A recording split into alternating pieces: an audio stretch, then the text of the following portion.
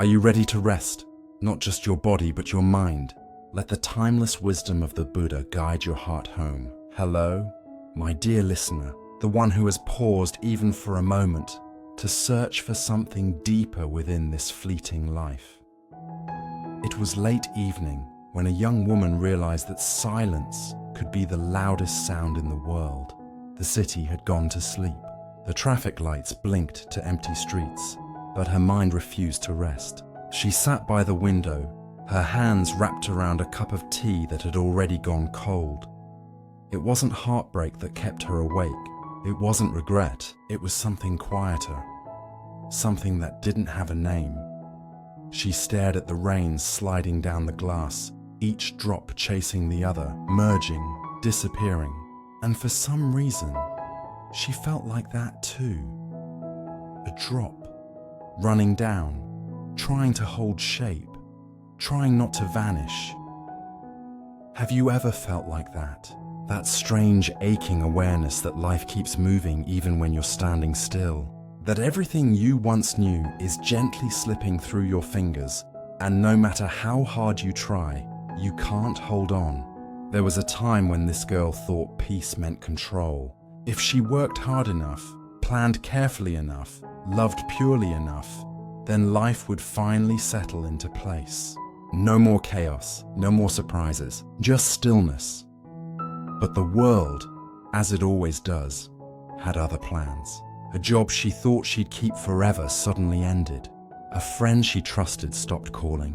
The apartment she loved became too expensive. And just like that, her life, which once felt so certain, became a series of unanswered questions. She would wake up every morning wondering, when did everything start changing so fast? Why does everything I touch eventually fade away? But that night, as she watched the rain fall, something shifted. For the first time, she didn't rush to fix it. She didn't make a plan. She just watched. Watched how the raindrops came and went, how they met and how they disappeared.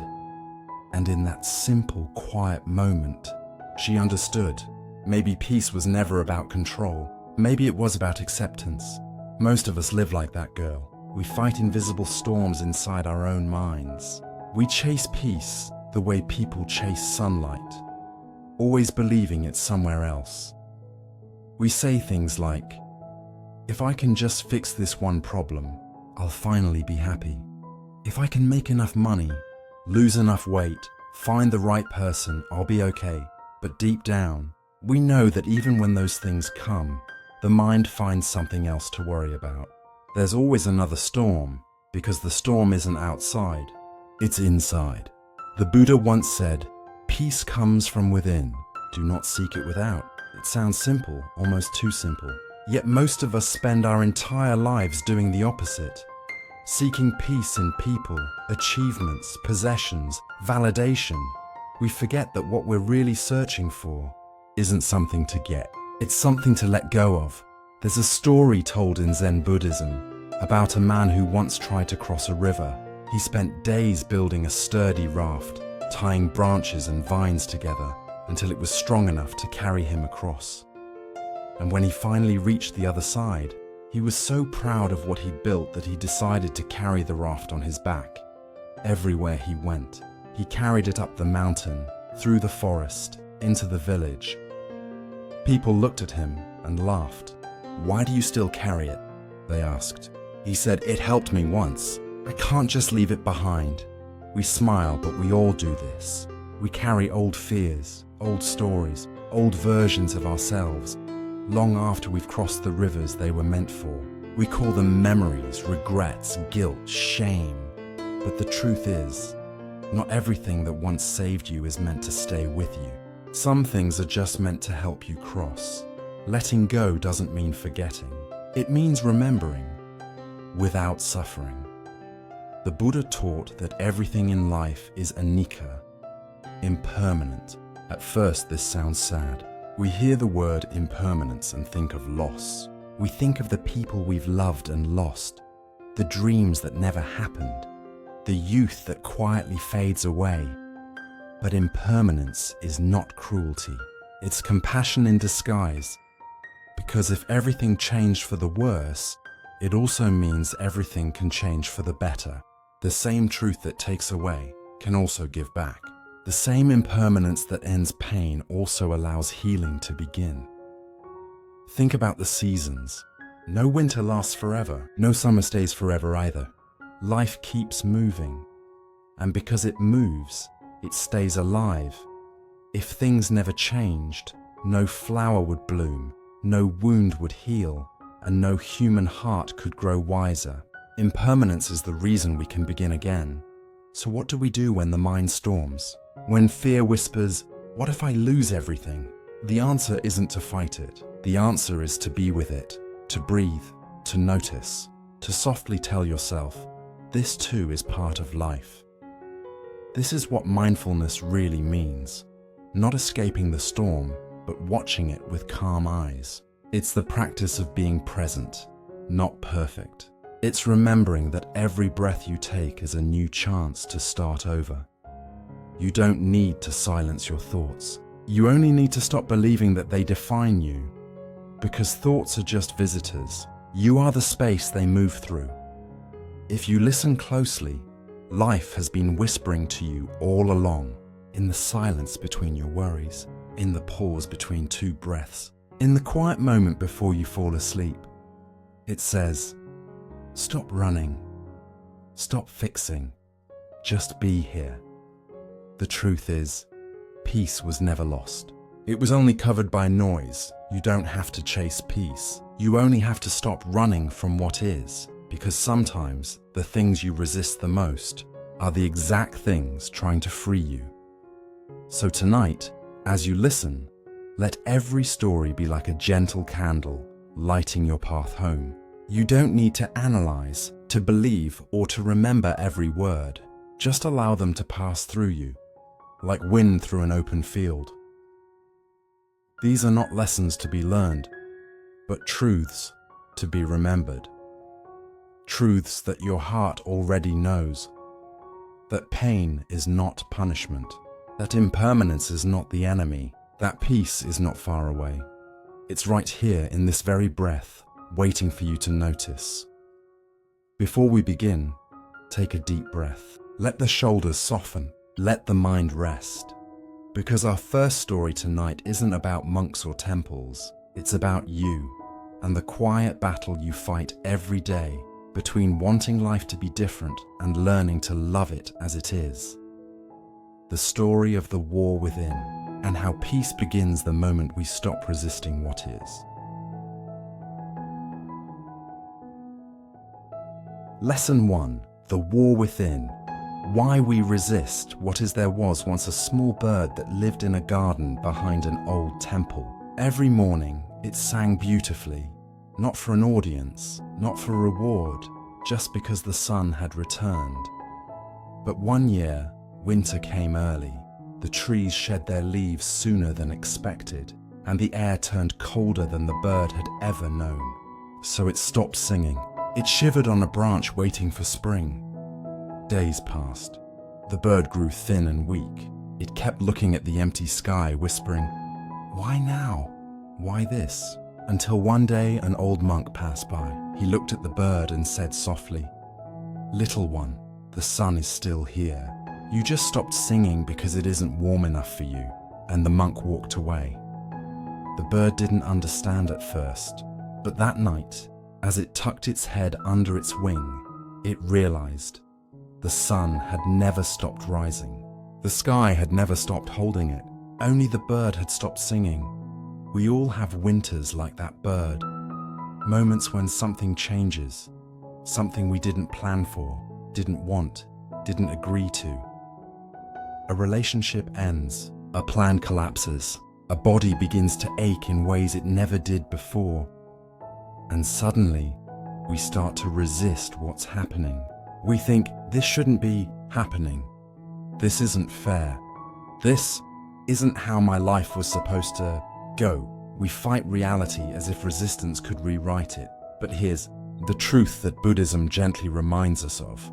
Suffering doesn't come from what happens. It comes from our refusal to accept what's happening. The storm is never outside.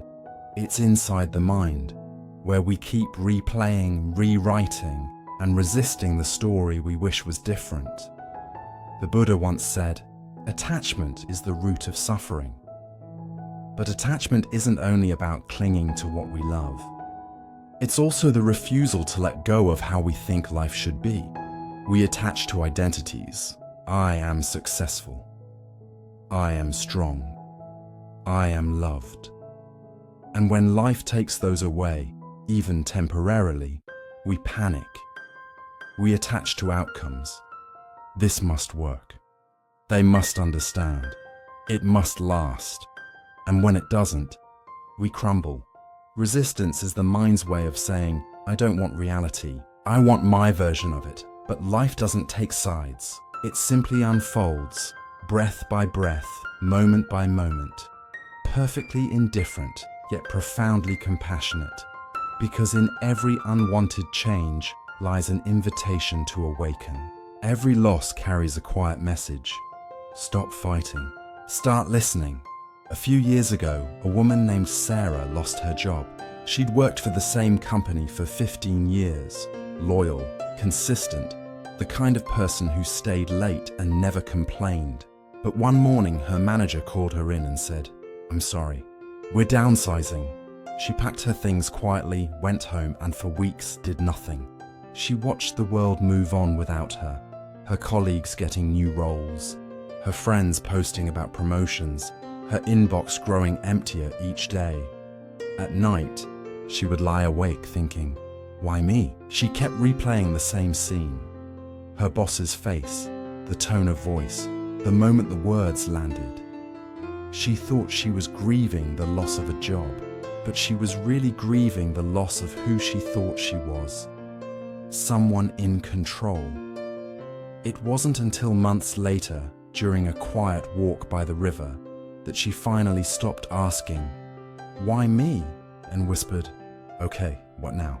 And that single shift, from resistance to curiosity, was the beginning of peace.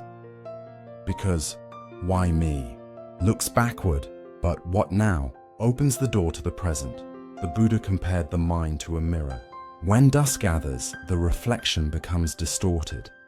Not because the mirror is bad, but because it's covered. Our resistance is that dust. Every "I don't want this" and "this shouldn't be happening" clouds the natural clarity of our awareness. When we stop resisting, we don't become passive, we become present. We start to see things as they are, not as our fear paints them to be.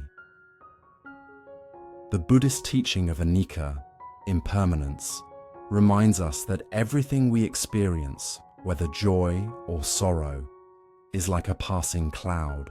It doesn't last because it's not meant to. And that's not a curse, that's mercy. Because if nothing changes, nothing heals. If nothing ends, nothing begins. Close your eyes for a moment. If you're listening while resting, just imagine it. Think of something you're resisting right now. Something small or big. Maybe it's an argument you haven't let go of. Maybe it's a version of yourself you miss. Maybe it's a truth you keep trying to rewrite. Now imagine the situation exactly as it is. Don't change it. Don't fix it. Just breathe with it. Can you feel the tension in your body soften a little? That's the power of acceptance. Not approval, not agreement, but softening around what is. When the Buddha spoke of liberation, he didn't mean escaping life. He meant seeing it clearly, without clinging, without rejection, without resistance.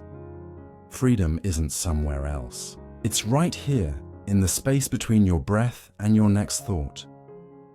There's a simple practice that can transform the way we deal with difficult moments. I call it the 3-second pause. Whenever something triggers you, a word, a memory, a disappointment, pause for 3 seconds before reacting. Breathe in deeply. Feel the air enter. Notice what's rising. Maybe anger, fear, shame. Don't judge it. Exhale gently, letting go of the need to control it. That's it. In those 3 seconds, you interrupt the war inside. You turn from reaction to awareness, and that tiny moment of awareness is the doorway to peace, because peace doesn't come from fixing life. It comes from no longer fighting it. People often misunderstand acceptance. They think it means giving up. But in Buddhism, acceptance isn't defeat, it's wisdom. It's realizing that life has its own rhythm, its own intelligence, that everything arrives right on time, even the storms. When we resist, we swim against the current and exhaust ourselves. When we surrender, we begin to flow with the river, and it carries us exactly where we need to go. Surrender doesn't mean I don't care. It means I trust life enough to let it move me. The old monk in the story knew that the sun hadn't disappeared. The bird had just stopped singing. In the same way, peace hasn't left you. You've just stopped noticing it. Right now, take one deep breath. Think of one thing in your life that isn't how you wanted it to be. And instead of asking, why is this happening to me? Try asking, what is this teaching me? Because every discomfort hides a lesson. Every delay carries a direction. And every ending is a beginning you haven't recognized yet. The war within you will end the moment you realize you were never fighting the world, only your idea of how it should be. And yet, once we begin to accept, a new question quietly arises. If I stop fighting, will I become weak? If I accept everything, won't I lose my will to change? That's the paradox the next story reveals. The story of a young monk, a muddy path, and the quiet strength found not in control, but in surrender. Let's walk beside him. Lesson 2. The Mud and the Monk. Walking without resistance. There's an old Zen story about two monks walking back to their monastery after a heavy rain. The path was soaked, the air was thick with the scent of wet earth, and puddles stretched like tiny lakes across the trail. One of the monks, the younger one, frowned as he looked down. His robe was spotless that morning, pressed and clean, and now every step meant more dirt. He sighed, muttering, "Why must the world always be so messy?" The elder monk, walking just ahead, didn't answer. He simply lifted his robe slightly and stepped into the mud without hesitation. When they finally reached the monastery, the young monk was frustrated. "Master," he said, "how can you walk through all that mud so calmly? It ruined your robe." The old monk smiled gently and said, "My robe can be washed, but if I spend all day avoiding the mud, my mind will remain dirty." That story might sound simple, maybe even too simple, but if you look closely, it's not really about mud. It's about life, because the truth is, we all walk through mud every day. Sometimes it's the mud of disappointment, when plans fall apart. Sometimes it's the mud of criticism, when people misunderstand us. Sometimes it's the mud of self-doubt, that sticky feeling that we're not enough. And just like that young monk, we spend so much time trying to stay clean, trying not to get hurt, not to make mistakes, not to lose control, that we forget life was never meant to be spotless. No matter how careful we walk, the path will always have mud. And that's okay, because the problem isn't the mud. It's how tightly we cling to the idea that we shouldn't have to step in it. In Buddhism, there's a teaching called the second arrow. The first arrow is what life throws at us: pain, loss, disappointment. The second arrow is what we throw at ourselves: the resistance, the anger, the "this shouldn't be happening." The first arrow hurts. The second arrow is optional. When the rain comes, we can curse the weather, or we can simply get an umbrella. Either way, the rain still falls. The elder monk understood that peace isn't found by keeping your robe clean. It's found by walking with awareness, even when the path is muddy. When you resist reality, you don't just get dirty feet, you get a restless mind. There was a man named David who hated traffic. Every morning on his way to work, he would find himself stuck. Cars lined up for miles, red lights flashing endlessly. He'd grip the steering wheel tighter, check the time every few seconds, muttering, "This is ridiculous. I'm wasting my life." By the time he reached the office, he was already exhausted, not from work, but from resistance. One morning, his car broke down completely. He had no choice but to take the bus. At first, he was furious. "Now I'm really late." But then, sitting by the window, watching the city wake up, something strange happened. He noticed a little boy holding his mother's hand, laughing. He saw a vendor handing a warm coffee to an old man in the rain. He realized the world wasn't against him. He'd just been too busy fighting it to notice its beauty. That day, he arrived at work late, but calm, because for the first time he walked through the mud instead of cursing it. The Buddha often described the awakened mind as a clear mirror. But mirrors don't stay clear because they avoid dust. They stay clear because they're cleaned over and over again with mindfulness. In the same way, the peaceful mind isn't one that avoids pain. It's one that learns to meet pain with presence. The elder monk didn't walk through the mud carelessly. He walked with awareness. Each step was a choice. This is mud. This is life. This too is part of my path. And that is the heart of mindfulness. To meet each moment as it is, not as we wish it to be. There's a deeper layer to this story, one that touches the core of Buddhist wisdom. Vo and ga, or no fixed self.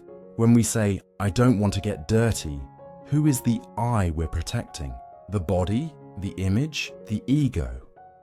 The mud only becomes a problem when there's a me who believes she shouldn't touch it. But what if, like the elder monk, we see that mud and skin, robe and rain all belong to the same earth? Then suddenly there's no me versus life. There's just experience, raw, real, alive. And in that realization, resistance dissolves. Because the moment we stop separating ourselves from life, we stop suffering from it. Here's a small practice you can try. It's called walking meditation. You don't need a temple. You don't even need silence, just space to walk. As you take each step, say silently to yourself, "Arriving," then take another step. Here, keep breathing.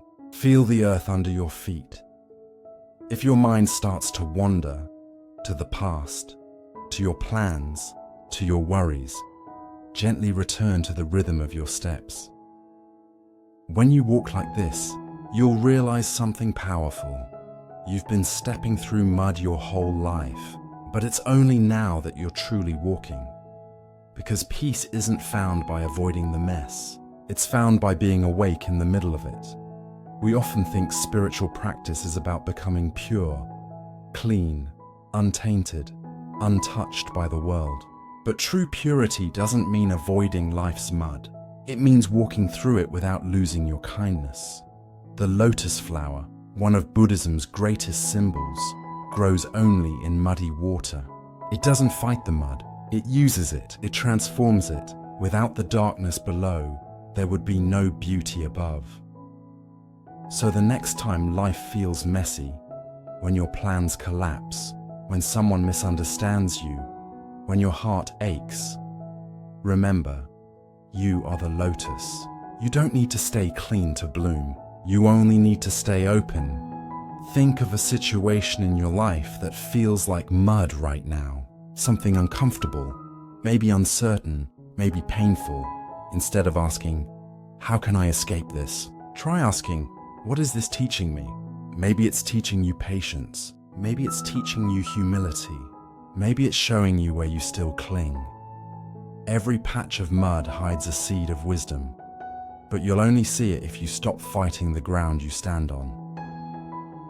A young woman once asked her teacher, "Master, I've been meditating for months, but I still get angry, jealous and scared. What am I doing wrong?" The master smiled and said, "You're walking through a muddy field. Just keep walking." "But shouldn't I wait until the field dries before I walk?" she asked. He replied, "If you wait for the mud to dry, you'll never reach the other side. We often postpone our peace. I'll rest when things get better. I'll be kind when they deserve it. I'll be happy when life is stable again." But the truth is, peace doesn't come after the mud. It's born inside it, right in the middle of the mess, when we choose awareness over avoidance. Here's something small you can try today. Whenever you find yourself irritated, anxious, or overwhelmed, pause and whisper to yourself, "This is my mud." Say it softly, without judgment. "This is my mud." Then breathe, feel your feet on the floor. Notice the sounds around you. And remember, you don't have to like the mud. You only have to stop fighting it, because when you stop fighting, you stop sinking.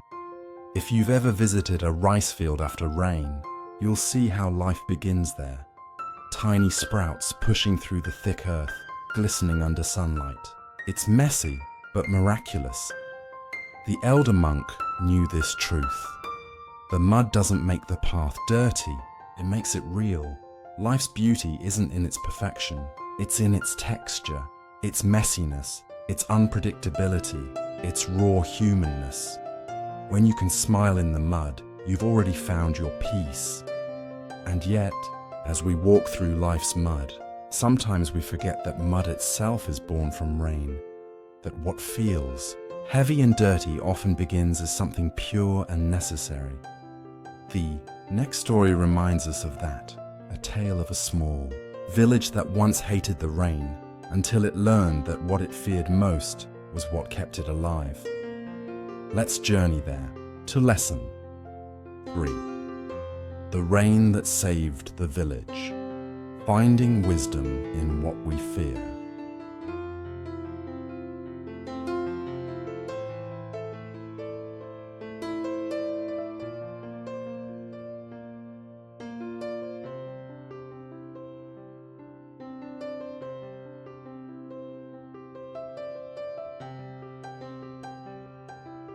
Once upon a time, in a small mountain village, the rain wouldn't stop. For weeks, dark clouds hovered over the rooftops.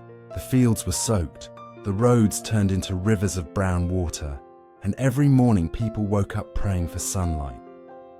Farmers couldn't dry their crops, children couldn't play outside, and soon, even the sound of raindrops, something once soothing, began to feel like a curse. The villagers started to complain. "This rain is ruining everything. It's never been this bad before. It must be a sign something terrible is coming." But there was one person who never complained, an old woman named Sora. Every morning, she'd walk to her small garden in the rain, bow her head toward the grey sky and whisper, "Thank you." People thought she was strange. How can she be thankful for this endless misery? They asked. But Sora only smiled and said, "Because I've lived long enough to know, rain never comes without reason." After a month, the rain finally stopped. The villagers rushed out to inspect their fields, expecting ruin. But something unexpected had happened. The rain had carried new soil from the mountains, rich, dark, and full of minerals. Seeds that had once been buried too deep began to sprout. The rivers overflowed, but instead of destroying, they nourished. That year, the harvest was the most abundant the village had seen in decades. Only then did they understand what Sora had meant. The rain hadn't come to punish them, it came to prepare them, and from that day on, whenever the skies grew heavy and the first drops began to fall, the villagers would smile and say, "Let the blessings come." There are moments in life that feel like storms, long, unending, inconvenient. Moments that flood the paths we thought we'd walk smoothly. The times when the rain of life comes uninvited. A breakup, a diagnosis, a sudden loss, a disappointment that shakes your faith. In those moments, like the villagers, our first instinct is to curse the sky. We say, why now? Why me? We believe life is punishing us. But just like the rain that carried new soil, every challenge, every heartache, every delay is carrying something we can't yet see. The rain doesn't destroy the field. It prepares it, and so does pain. The Buddha taught a profound truth called pratityasamutpada, duyen koi, or dependent origination. It means nothing exists by itself. Everything is connected. Rain doesn't fall without clouds. Clouds don't form without vapor. Vapor doesn't rise without the warmth of the sun. And the sun's warmth would mean nothing if there weren't life below to receive it. When we suffer, we often isolate our pain. This happened to me. This shouldn't have happened. But Buddhism invites us to see life as a vast, living web, where even sorrow is part of a larger harmony we can't yet perceive. Maybe the heartbreak you're going through is making space for compassion. Maybe the delay you're angry about is protecting you from something not meant for you. Maybe the rain you hate today is the soil of tomorrow's peace. When you begin to see this, life stops feeling like chaos. It starts feeling like choreography. A young woman named Maya once told her teacher, "Everything is falling apart. My plans, my peace, my faith, nothing is working." She said she felt as though she was standing in a storm with no shelter. The teacher poured 2 cups of tea. He handed one to her and said, "Drink this. It will warm you." Maya took a sip. "It's bitter," she said. The teacher smiled. Yes, the rain that grows the sweetest fruit always tastes bitter first. Maya didn't understand then, but years later, when she looked back, she realized the storm that once terrified her had shaped her into the person she had always prayed to become. That bitterness was just the beginning of sweetness.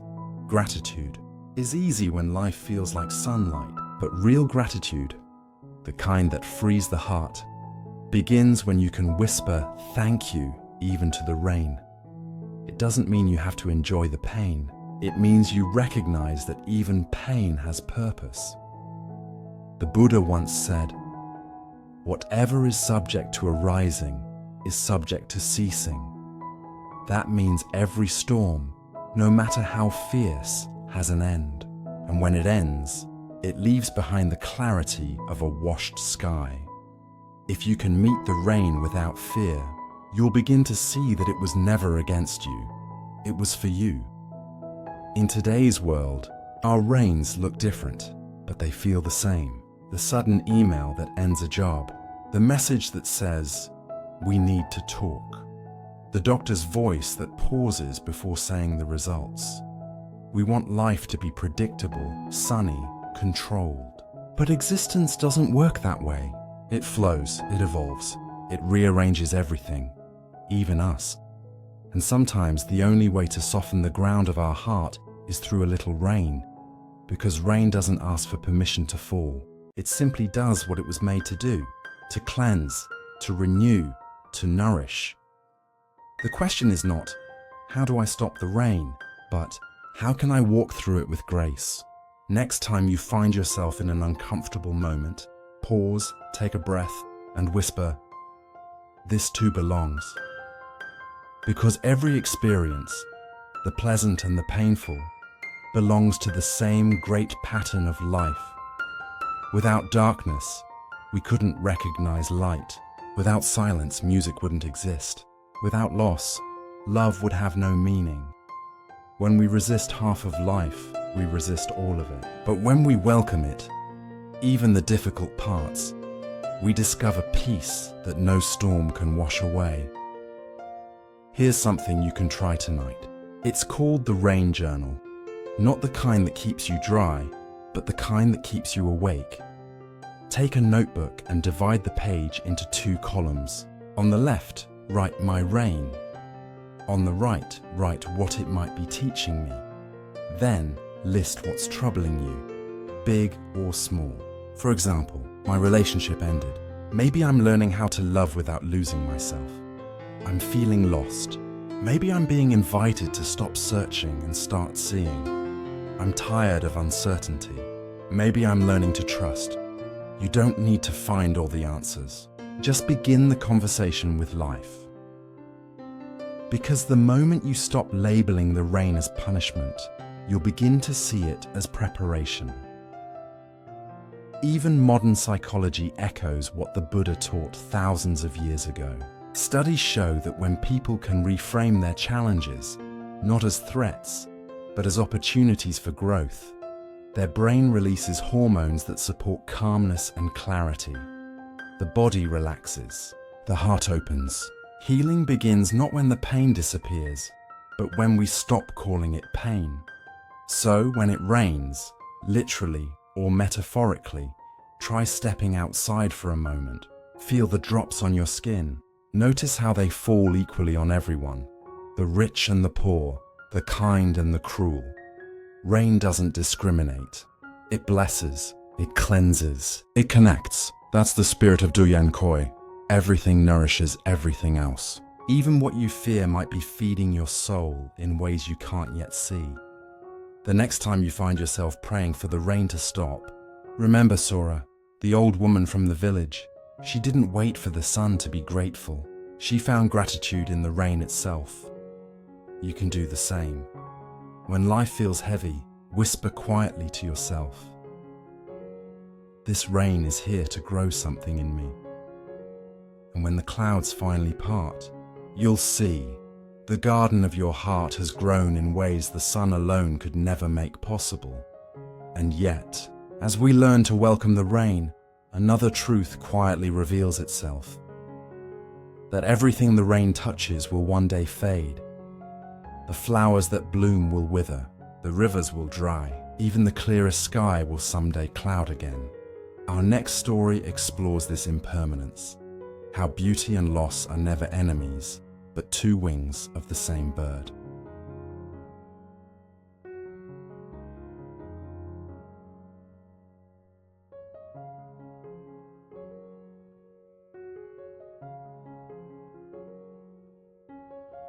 Lesson 4. The Mandala of Life. Creating without clinging. There's a monastery in the mountains of Tibet where, every spring, monks gather to create something extraordinary. They spend weeks hunched over a large wooden table, carefully pouring colored sand, grain by grain, into intricate patterns. A sun, a lotus, a universe. They call it a mandala, a sacred symbol of harmony and life itself. Each stroke, each color, is placed with precision and reverence. They work in silence, breathing in sync, knowing that one misplaced breath could scatter days of effort. People travel from far away just to watch the beauty unfold. And when the mandala is finally finished, shimmering, perfect, radiant under sunlight, the monks do something that leaves the onlookers speechless. They sweep it away. Every grain, every color, every trace of their creation, gone, washed into the river, carried by the current, returned to the earth, and then they bow. The first time someone sees this ritual, they usually gasp. How can they destroy something so beautiful, so perfect? But that's the point. The mandala is not made to last. It's made to teach, to remind us that beauty and impermanence are not opposites. They are partners in the same dance. The monks know that what makes the mandala sacred is not how long it stays, but how deeply it was lived while it existed. And isn't that life itself? We build careers, relationships, dreams, identities, pouring our hearts into them, grain by grain. And yet, one day, we too must watch them change, dissolve, fade. The practice is not to hold on tighter, but to love without clinging. In our world, we're taught to measure life by what stays. The house we keep, the job we hold, the people who promise forever. But Buddhism reminds us that the only constant is change. The moment we try to trap life into permanence, it begins to slip through our fingers. A young woman once told me, "I can't stop thinking about how everything I love will eventually disappear." She said it with sadness, as if impermanence were a thief. But I told her, impermanence isn't stealing from you. It's teaching you to see. When we know something won't last, we pay attention differently. We listen more carefully. We love more fully. We live more presently. It's not the lasting that makes life precious. It's the fleeting. The Buddha once pointed to a flower and said to his disciple, "See how it blooms in the morning and wilts by evening. In the same way, all compounded things arise and pass away." Understanding this truth brings peace.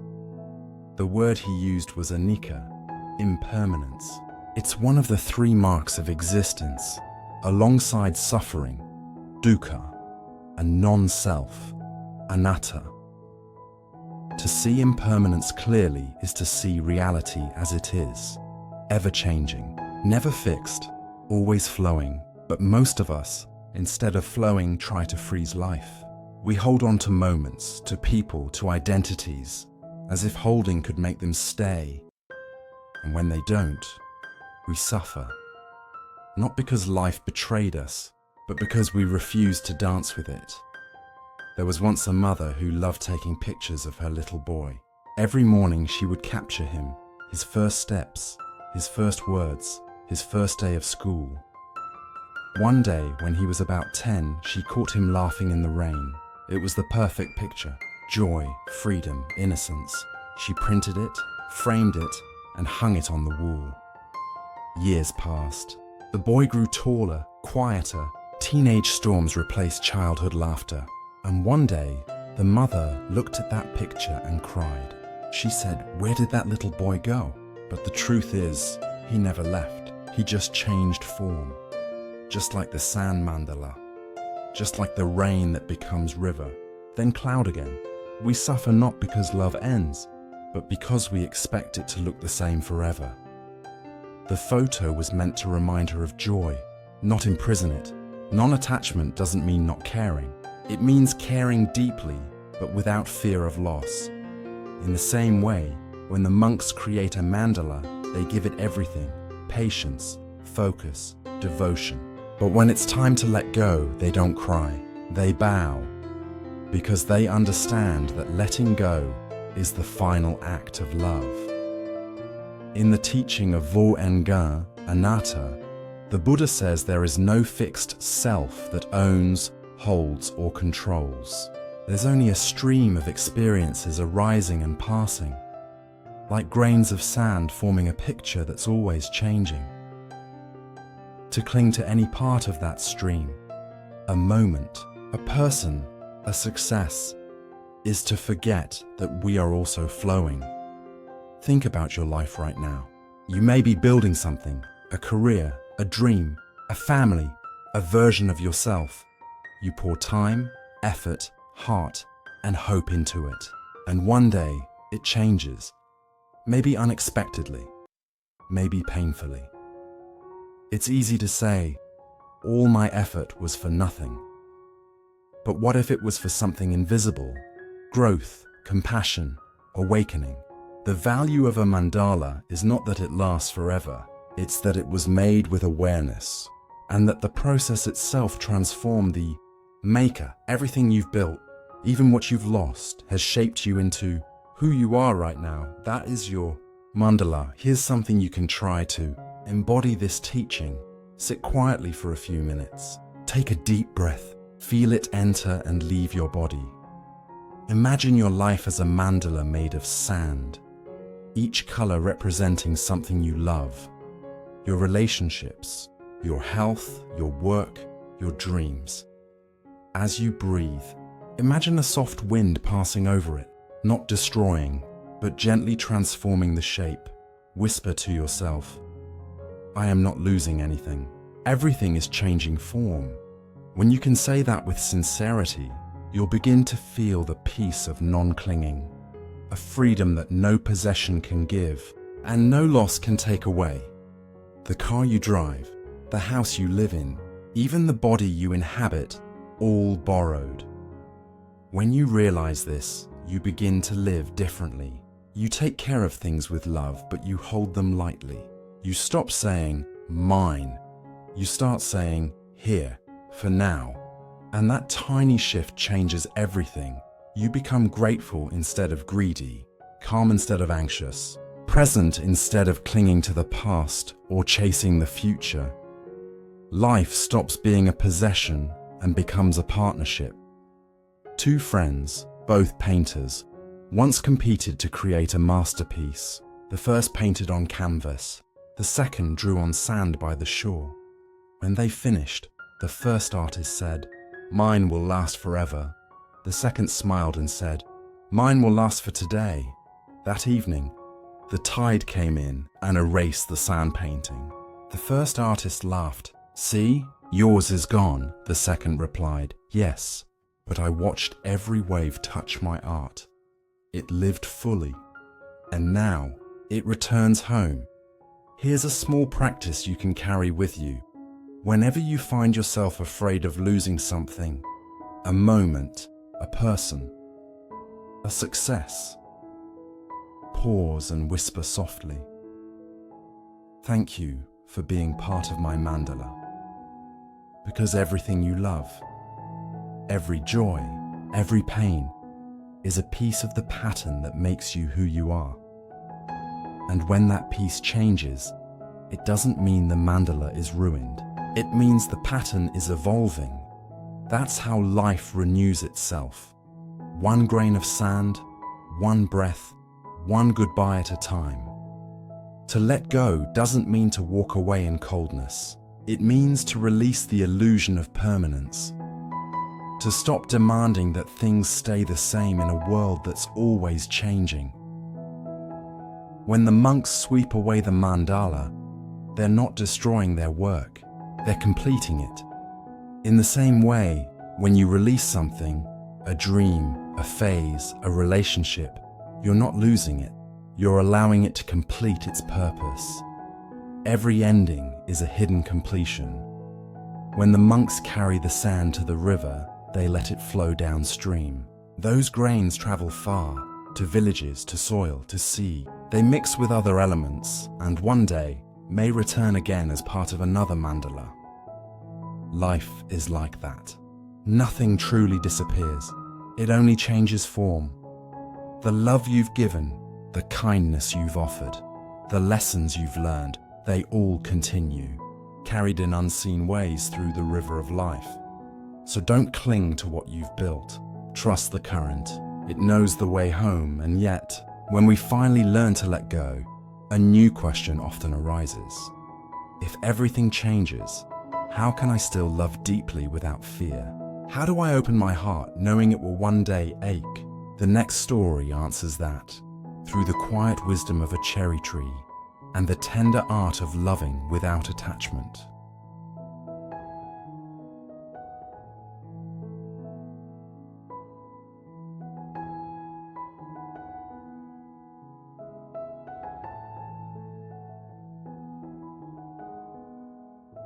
Lesson 5. The cherry tree that knows no fear. Loving without attachment. Every spring, the hill behind the monastery turns into a sea of pink. Hundreds of cherry trees bloom at once, soft petals dancing in the wind, a fragrance so delicate it feels like breathing light. Visitors come from miles away just to witness it. Some take photos, trying to capture the moment before the petals fall. Others stand silently, eyes wide, as if trying to memorize what beauty feels like. And every year, without fail, there's one young monk who sighs as he looks up and says, "I wish these blossoms could last forever." The old master beside him smiles gently and replies, "If they did, you would stop seeing them. We love what is beautiful, but the very reason it moves us is because it doesn't last. If cherry blossoms bloomed every day of the year, we'd stop noticing them. Their beauty lies in their impermanence, the way they arrive softly, stay briefly, and leave without asking for attention. The same is true for everything we love, the people we meet, the places we live, even the versions of ourselves we once were. We want to hold on. We want the moment to stay. We want love without loss, joy without change, spring without winter. But that isn't how life works. The Buddha taught that all things are anicca, impermanent. To deny that truth is to suffer. To embrace it is to be free. One spring, the young monk planted a cherry sapling behind the temple. He watered it every morning, protected it from wind, and waited eagerly for it to bloom. Years passed. The tree grew strong, and finally, one morning, its first blossom opened. The monk smiled, filled with pride and joy. But a week later, a strong wind swept through the valley. Petals scattered across the stone path like pink snow. The monk ran out in panic. He tried to pick up the fallen petals, tried to put them back, as if love could be glued together. The old master saw him and said, "Why are you so sad?" "They're gone," the monk said. "Everything I cared for, gone." The master smiled softly. "Then you never loved the tree. You only loved the idea that it would stay the same." That single sentence holds a mirror to how we love. We often mistake attachment for love. We cling, we control, we expect. We love not to give, but to keep. But attachment says, "Stay with me so I can be happy." Love says, "I want you to be happy, even if I must let go." The Buddha described this kind of love as metta, loving kindness. It is not possession, but presence, not ownership, but understanding. Real love doesn't cage the bird. It opens the window and smiles as it flies away.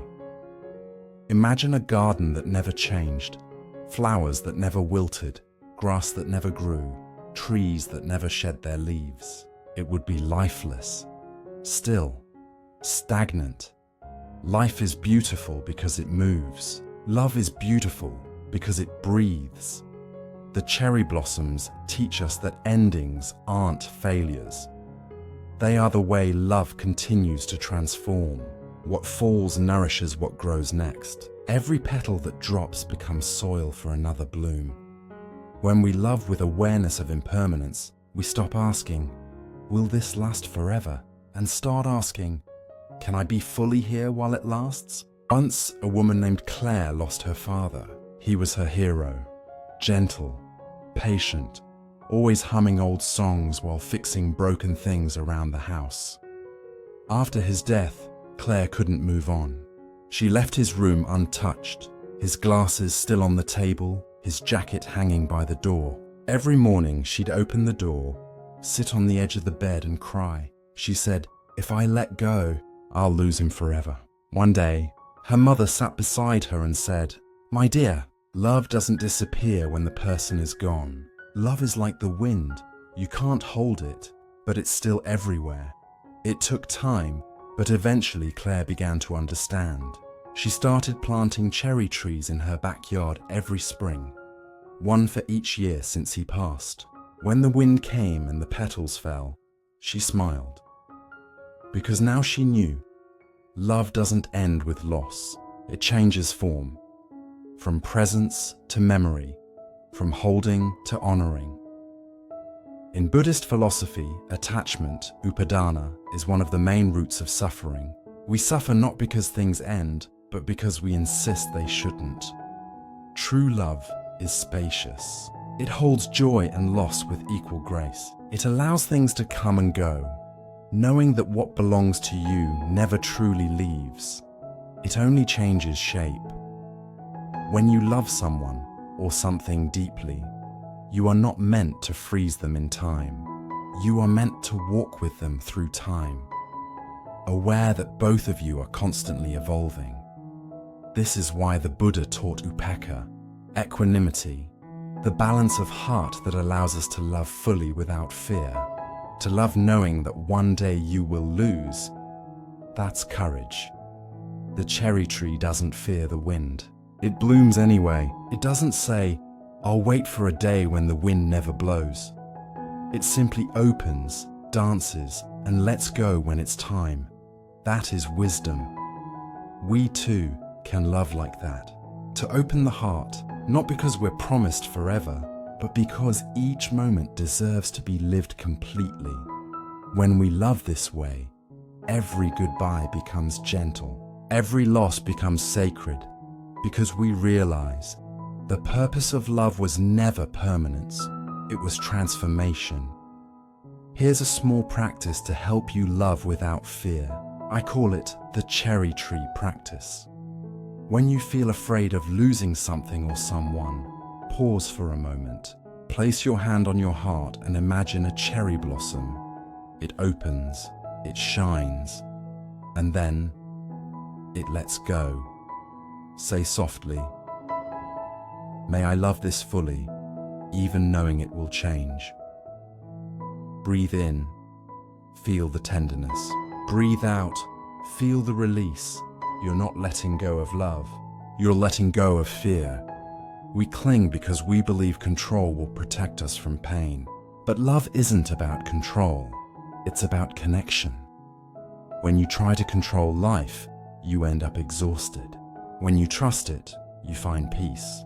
The petals fall when they must. No amount of pleading can hold them in place. But what if the falling is also sacred? What if every ending carries the whisper of a beginning? The cherry tree knows its beauty is not in how long it blooms, but in how fearlessly it does so. Take a moment. Think of someone or something you love deeply. Now imagine loving them without the voice of fear, without worrying when it will end, or what it means, or who you'll be after. Who would you be? Perhaps softer, kinder, freer. Fear makes us cling. Love makes us expand. And when you choose expansion, you begin to live like the cherry tree, open, radiant, unafraid of the fall.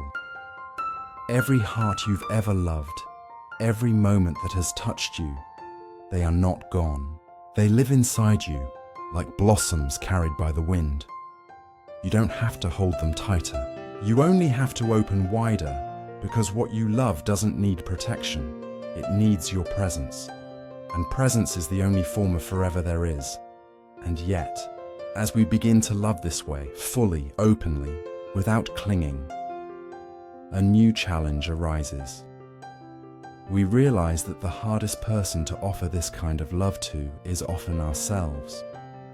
Our next story begins there, in the quiet heart of a great Zen master named Dogen, and the gentle lesson he learned about forgiving the self.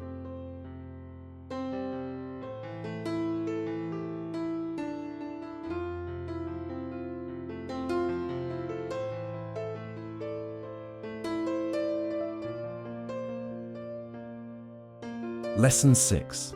The river that never stays still. There was a river that ran through a quiet village. Every morning, the same old man would sit on a smooth stone by its edge. He watched it in silence, the ripples, the sunlight, the sound of flowing water brushing against the rocks. One day, a young boy from the village came to him and asked, "Grandfather, why do you come here every day? Doesn't it get boring watching the same river?" The old man smiled. "It's never the same river, my child, and I am never the same man." At first, the boy didn't understand. The river looked the same path, same sound, same water. But when he returned the next morning, he noticed something new. The current had shifted. The light had changed. A fallen leaf floated differently. He realized the old man was right. The river was always moving, always becoming. So is life. We wake up each day thinking it's just another day. But the truth is, no 2 days, no 2 breaths are ever the same. And yet, we keep trying to hold on. We cling to old identities, old stories, old wounds, as if life were meant to stay still. We resist change because we mistake it for loss. We think, if I change, I'll lose myself.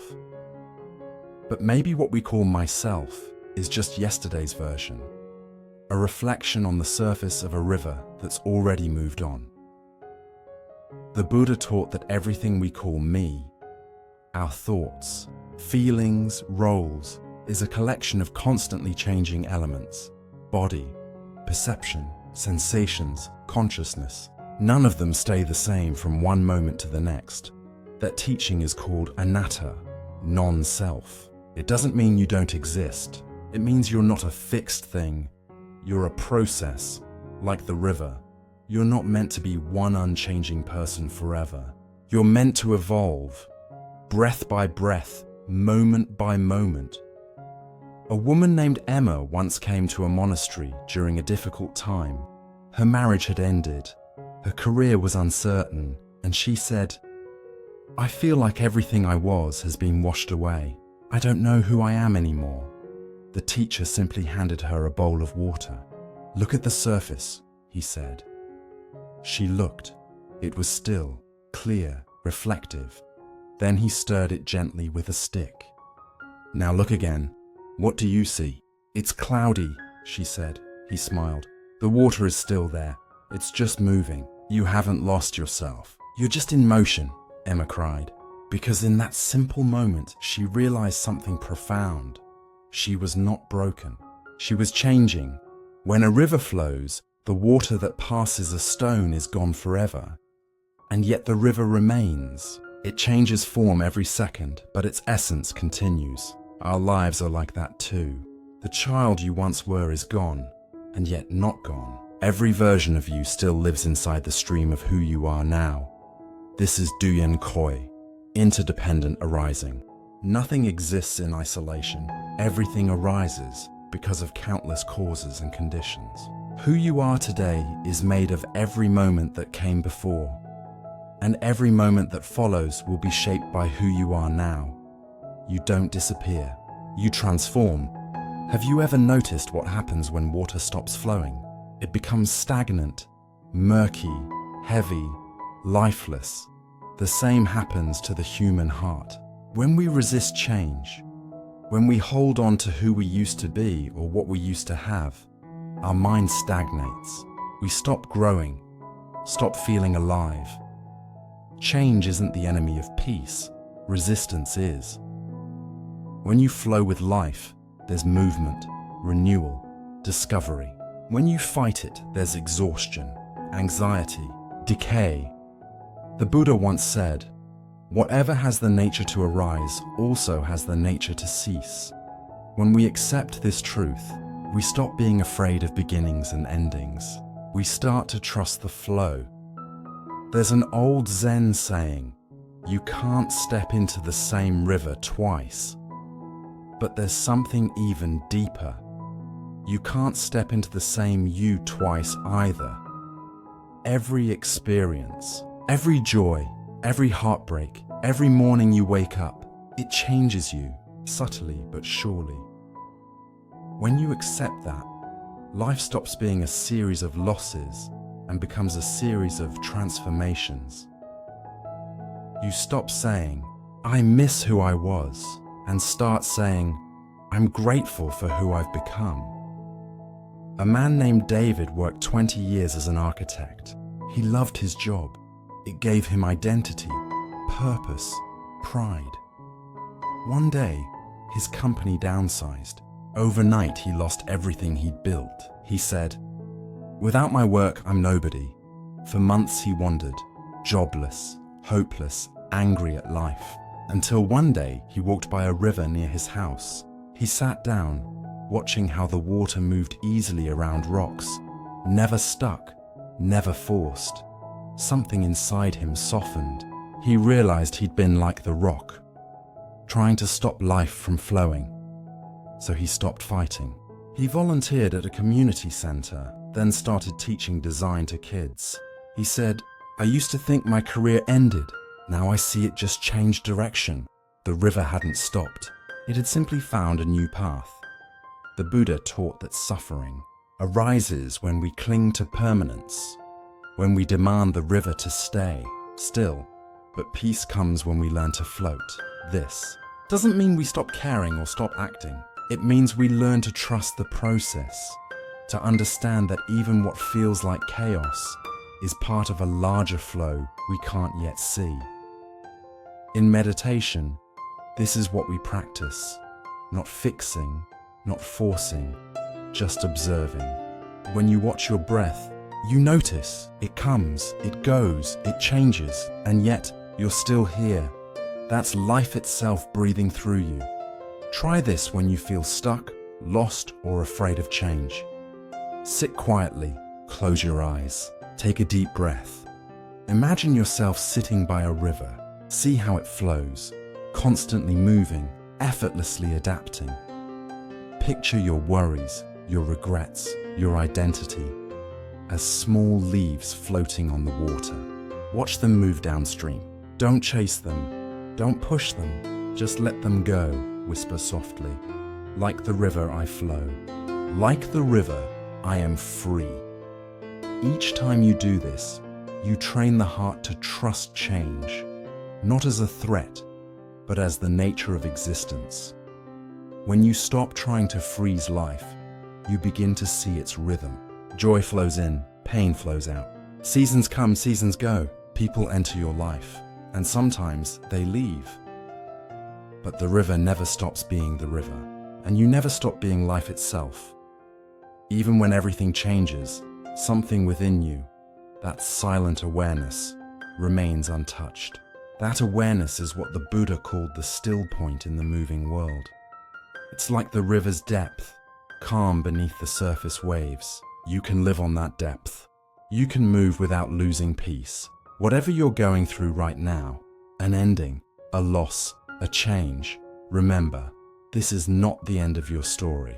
It's just the river turning a new corner. You don't need to know where it's heading. You just need to keep moving. Sometimes the water runs fast. Sometimes it slows. Sometimes it's crystal clear. Sometimes muddy and confused. But always, always it flows, and so do you. You can't control the current, but you can choose how to travel with it. You can cling to the bank and suffer, or you can float, eyes open, heart soft, trusting that the current knows the way. The river doesn't fear where it's going. It just moves, because movement is its nature. You don't have to know your destination to be at peace. You only need to remember peace is found in movement, not in resistance. And yet, as we begin to flow with life, there's something else that begins to stir. A realization that even as the river carries us forward, we still leave ripples behind. Our actions, our words, our choices. They echo in ways we can't always see. That's where our next story begins, in the quiet truth of karma and how every ripple of intention shapes the world around us.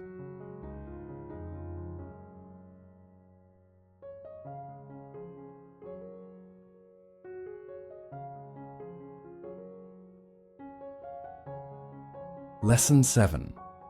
The art of letting go without losing love.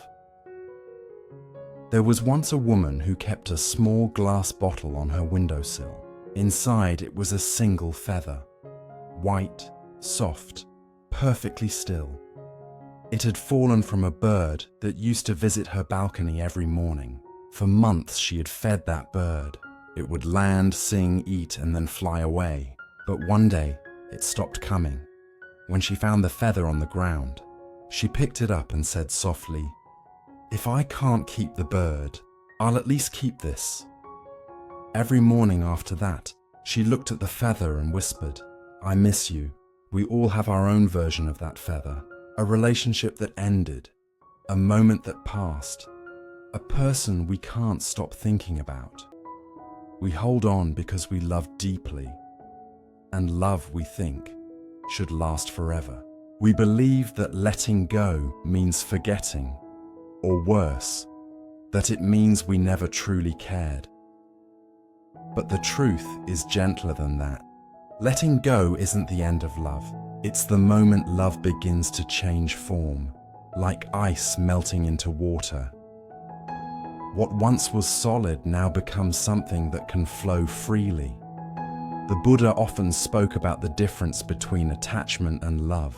Attachment says, "I need you to be mine." Love says, "May you be free, may you be well."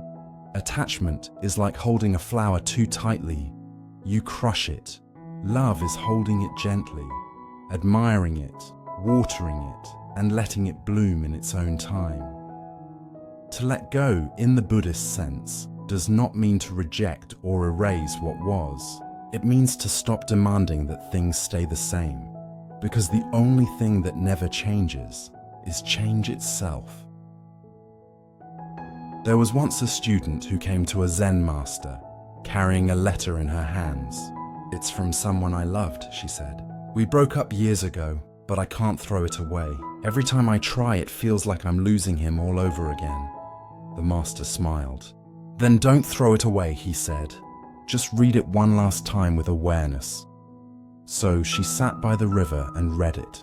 Slowly, mindfully, she noticed her heartbeat, her breath, her tears. She whispered, "Thank you for everything we shared."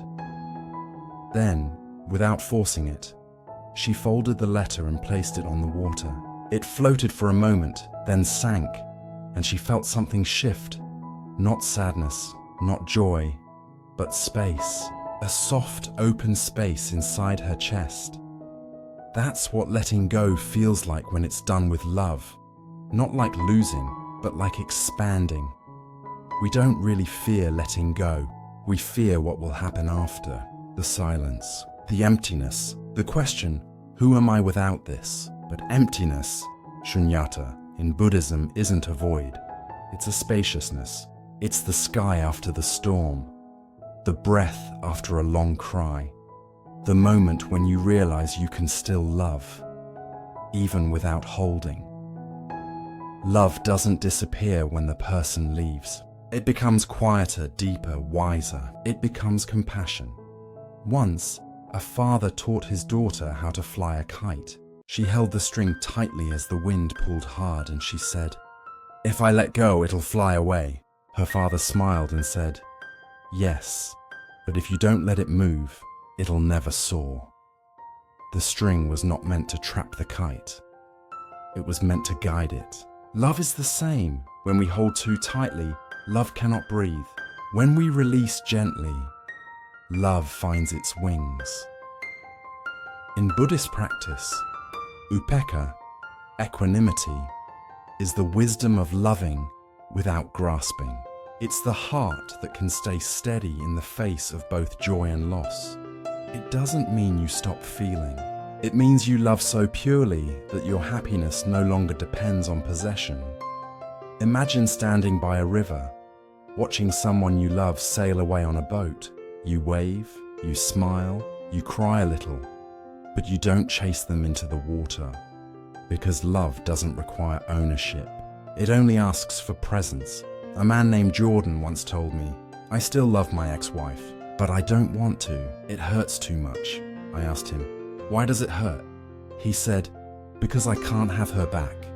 I told him gently, "Then maybe your love is still trapped in the past. It hasn't learned how to walk in the present." We practiced something simple.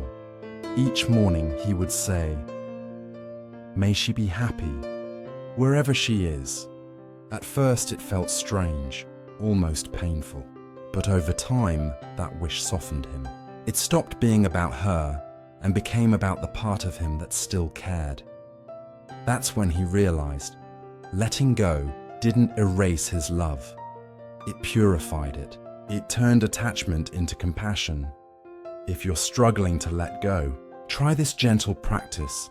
Sit in silence and bring to mind the person, memory, or dream you're holding on to. Imagine them sitting across from you. Look into their eyes, see their humanity, whisper softly, "I love you. Thank you. I release you with peace." As you breathe out, imagine your love transforming from a closed fist into an open palm, from possession into blessing. You'll feel a tenderness, perhaps even tears. That's love, becoming free. We often think love means choosing between two extremes, either holding on or letting go. But there's a middle path, the way of presence. You can still care, still remember, still wish them well. You just stop carrying their ghost into your future. You stop saying, "Why did it end?" and start saying, Thank you for what it was. This is how you keep love without losing yourself. Everything you've ever loved will one day change form. And that's not a tragedy. That's the way love keeps teaching us to expand. The cherry blossoms fall, the rivers flow, the seasons turn, even stars die, only to become light that travels forever. When you let go, you don't end love. You become part of its infinite movement. You stop being the one who clings and become the one who understands. You can love someone deeply and still let them go. You can let a chapter close and still carry its fragrance. You can say goodbye without bitterness. Because love is not about who stays. It's about who you become when they're gone. The Buddha said, "In the end, these things matter most. How well did you love? How fully did you live? How deeply did you let go? Think of someone you once loved and lost. Instead of wishing them back, whisper a blessing. May you be free. May you find peace. May I too be free." Notice how your heart softens, not from forgetting, but from forgiving the past for ending. This is the true art of letting go, not erasing love, but allowing it to evolve into compassion. Years later, the woman still kept the glass bottle on her windowsill. One day, she noticed that sunlight had bleached the feather almost white. It no longer looked the same, but it was still beautiful. She smiled and said, "You've changed too." Then she opened the window, and for the first time, she let the feather drift out into the wind. It floated upward, light, free, luminous in the morning sun. And she realized love hadn't left. It had simply learned to fly again. When we learn to let go without closing our hearts, something magical begins to happen. Life starts sending new moments, new people, new chances to love again, but sometimes we hesitate to receive them. We fear opening up again after loss, or we believe we've already missed our right time. The next story is about that, about trusting divine timing and learning that the universe never arrives late.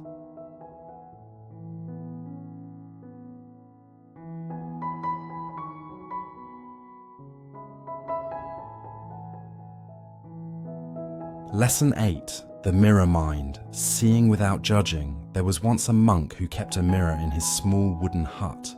Every morning before meditation, he would hold it up and look at his reflection.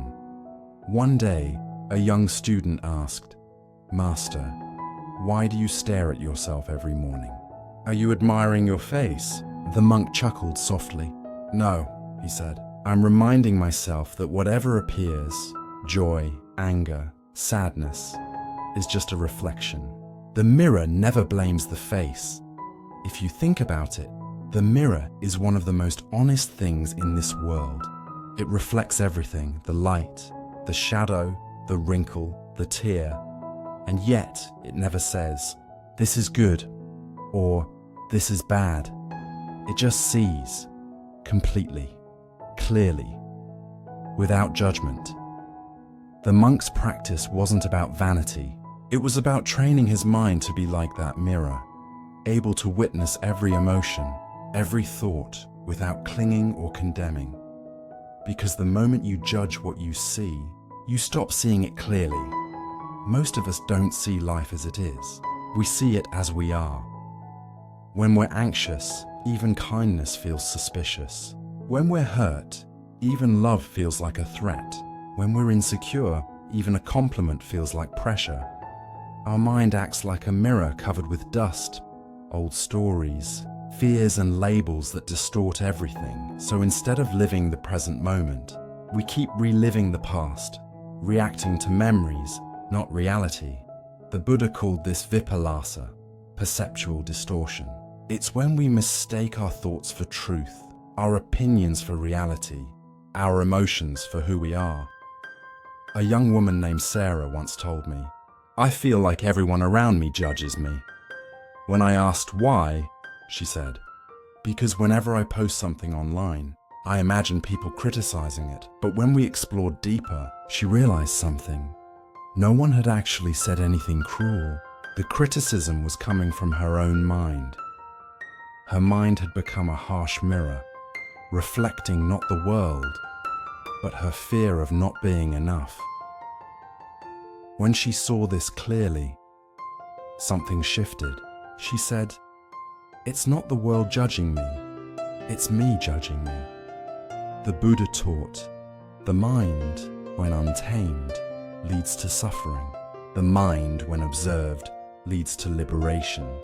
This is the essence of Chanyam, sati, mindfulness. It means seeing what arises without labeling it as right or wrong. A thought of anger appears. You notice it. A feeling of sadness arises. You see it. A wave of anxiety comes. You breathe with it. You don't fight it. You don't feed it. You just watch it pass, like clouds drifting across an open sky. The sky never resists the clouds. It just allows them to come and go. One day, a young monk ran to his teacher, frustrated. "Master, I'm failing. Every time I meditate, my mind is full of anger and doubt." The teacher smiled gently. "Good," he said. "Now you are seeing your mind." The student was confused. "But isn't that bad?" The teacher replied, "Before, you were angry and didn't know it. Now you are angry and aware. That awareness is the beginning of wisdom." Awareness is like holding a candle in a dark room. It doesn't fight the darkness. It simply illuminates it. When you start observing your thoughts without judgment, you realize most of them are like echoes, old voices, habits, fears that no longer belong to you. And the more you watch, the more you see, you are not your thoughts. You are the awareness watching them. That realization, so simple, yet so profound, is what frees you from the storm of your own mind. We often use others as mirrors too. Someone praises us and we feel worthy. Someone criticizes us and we collapse. But both are just reflections. The Buddha once said, "Praise and blame, gain and loss, pleasure and pain, these winds blow through all." You can't stop the winds, but you can become the mountain that doesn't move. When someone calls you beautiful or broken or brilliant, remember, they're only seeing through their own mirror. Don't confuse their reflection for your reality. Try this simple practice. Sit quietly and close your eyes. Imagine your mind as a calm, clear mirror. Thoughts, emotions, sensations, they appear like images passing across the surface. Don't follow them. Don't push them away. Just see them. Whisper softly to yourself, "This too belongs. This too will pass." Do this for 5 minutes each morning. Over time, you'll notice the dust of judgment settling, and in that clarity, you'll start to see life as it truly is, not as your fears paint it. Every time we judge, we close the heart. Judgment says, "This shouldn't be here." Compassion says, "This too is part of the human story." If you look closely, judgment often hides pain, our unhealed parts trying to protect us. When you learn to see those parts without shame, you begin to heal them. Because what you can hold in awareness, you can transform. The Buddha once said, "Hatred never ceases by hatred, but only by love." That love begins the moment you stop fighting yourself. Many people confuse spiritual practice with self-improvement, trying to fix every flaw, every emotion, every mistake. But Buddhism isn't about polishing the mirror until it's perfect. It's about realizing the mirror was never broken. You don't have to become someone else to find peace. You only have to see clearly who you already are, and stop believing the stories that say you're not enough. When you look into the mirror and see pain, smile at it gently. That's the part of you asking to be loved. A man once came to therapy with a photograph of himself at age 10. He placed it on the table and said, "This boy, I don't like him. He was weak, scared, always crying. The therapist asked, "If that boy was sitting here now, what would you say to him?" He paused, then whispered, "I'd tell him he did his best, that he didn't deserve the pain he went through." He began to cry. That's the mirror moment, when judgment melts into understanding and understanding becomes compassion. The Buddha compared mindfulness to a mirror for the soul. When the mind reflects reality without distortion, wisdom arises naturally. You don't have to try to be kind or wise. Clarity itself brings kindness, because when you truly see, you realize that everyone, yourself included, is doing the best they can with the level of consciousness they have. That realization softens everything. It turns anger into patience, shame into understanding, judgment into love. Sit by a river and watch its surface. Some parts are smooth, others ripple, but the water keeps flowing. Your mind is like that. Even when thoughts disturb the surface, the deeper current, awareness, is always calm. When you realize this, you no longer need to fix the mind. You just let it flow, and you stay as the silent witness. That's what the old monk meant when he said, "The mirror never blames the face." When judgment arises, about yourself, about others, pause for a moment, take a deep breath, then ask softly, "Can I see this without labeling it? Can I let this be just for now?" You'll be amazed how quickly peace returns when you stop adding commentary to reality. Seeing clearly is healing. Awareness itself is love in its purest form. Years later, when the old monk was dying, his students asked, "Master, what is the essence of your teaching?" He smiled and pointed to his mirror, then whispered, "Nothing added, nothing taken away, just seeing." He closed his eyes with a gentle smile, like someone who had finally seen the world clearly enough to rest. And as we begin to see life with this clarity, without filters, without judgment, something beautiful starts to unfold, our capacity to forgive. Because once you stop judging yourself and others, forgiveness becomes as natural as breathing.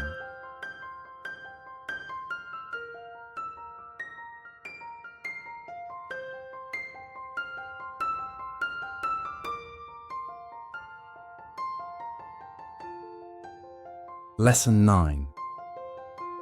The storm. Inside. Finding calm in chaos. It was one of those nights when the world outside seemed quiet. But inside, everything was a storm. A young woman sat in the dark, her mind spinning with 100 unfinished thoughts. Work deadlines, family worries, the message she shouldn't have sent, the things she wished she could undo. She felt like she was drowning, not in water, but in noise. The kind of noise that doesn't come from outside, but from the endless conversations we have with ourselves. Have you ever felt that way? Like your mind has become a thunderstorm, flashes of fear, winds of doubt, and waves of what-ifs, crashing over and over again. Everyone carries a storm the world doesn't see. We smile, say, "I'm fine," and move on. While inside, there's a war between who we are and who we think we should be. In Buddhist teachings, this inner storm is called dukkha, suffering, unease, discontent, not necessarily pain, but the restless resistance to what is. We want life to be calm, but we don't know how to stop fighting the waves. We keep trying to fix everything, our job, our relationships, even our emotions, forgetting that peace doesn't come from control. It comes from understanding. There's an old Zen story about a monk meditating during a thunderstorm. The sky roared, lightning struck, and the wind howled through the temple halls. A student rushed in, panicked. "Master, how can you sit there so calmly when the world outside is falling apart?" The monk smiled and said, "Because the storm is only outside, not inside me."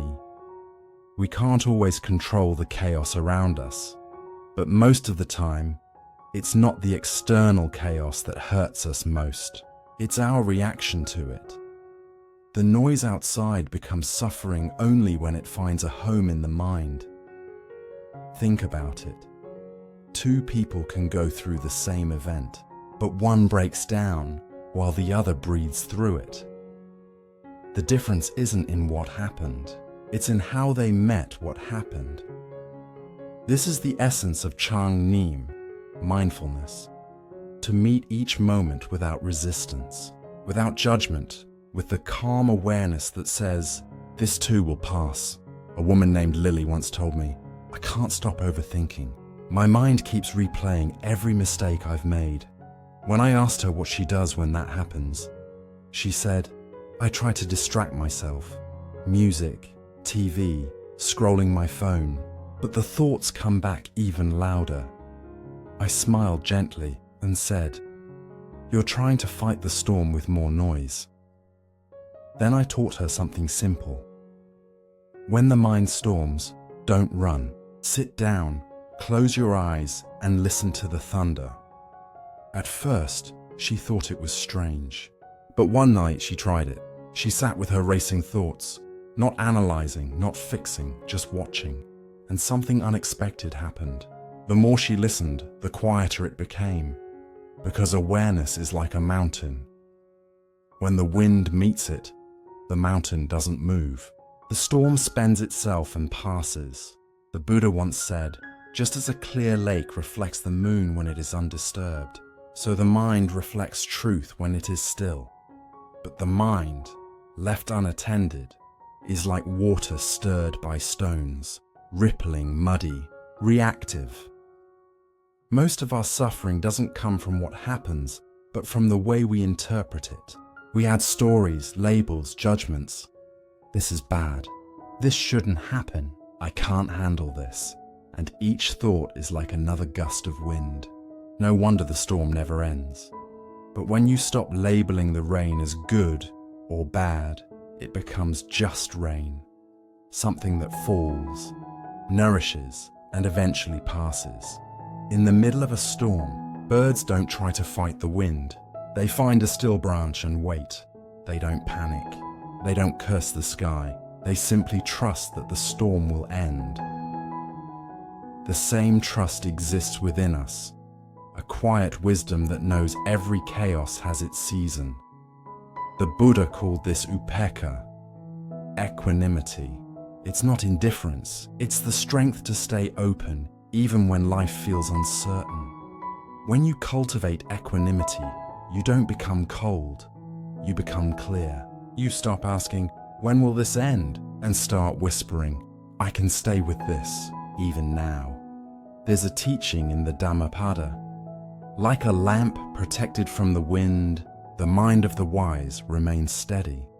The storm doesn't have to disappear for peace to exist. Peace can exist within the storm. When you learn to anchor your awareness in the present moment, the breath, the body, the feeling of being alive, you find a space untouched by chaos. That space has always been there. You just forgot to look. Here's something you can try whenever your mind feels overwhelmed. Sit down. Don't try to calm down. Just sit. Close your eyes. Feel the weight of your body on the ground. Breathe naturally. In through the nose, out through the mouth. Notice the storm. What are the thoughts? What emotions arise? Don't name them good or bad. Just say, "This is what the storm feels like." Breathe into the heart. Imagine your breath as light expanding gently through the chest, like calm sunlight through grey clouds. Keep breathing until you sense even one small pocket of stillness. That's where peace begins. Not when the storm ends, but when you stop being the wind and become the sky. Imagine a mountain standing under a wild sky. Clouds gather, rain falls, thunder echoes. But the mountain doesn't chase the clouds away. It just stands, steady, grounded, patient. That's what your mind can become through practice. You don't need to suppress the chaos. You only need to remember that you are not the storm. You are the space in which it happens. This shift from identification to observation is what Buddhists call vipassana, insight, seeing things as they are without the illusion of control. Think of your phone. When too many apps are running, it overheats and slows down. Your mind does the same when it tries to handle every thought at once. The solution isn't to destroy the phone, it's to close the apps, to pause, to rest. That's what meditation does. It gives your mind permission to stop processing and simply be. And in that stillness, something sacred happens. Clarity returns. Once a man came to the Buddha shouting insults, but the Buddha sat silently, calm as the morning sea.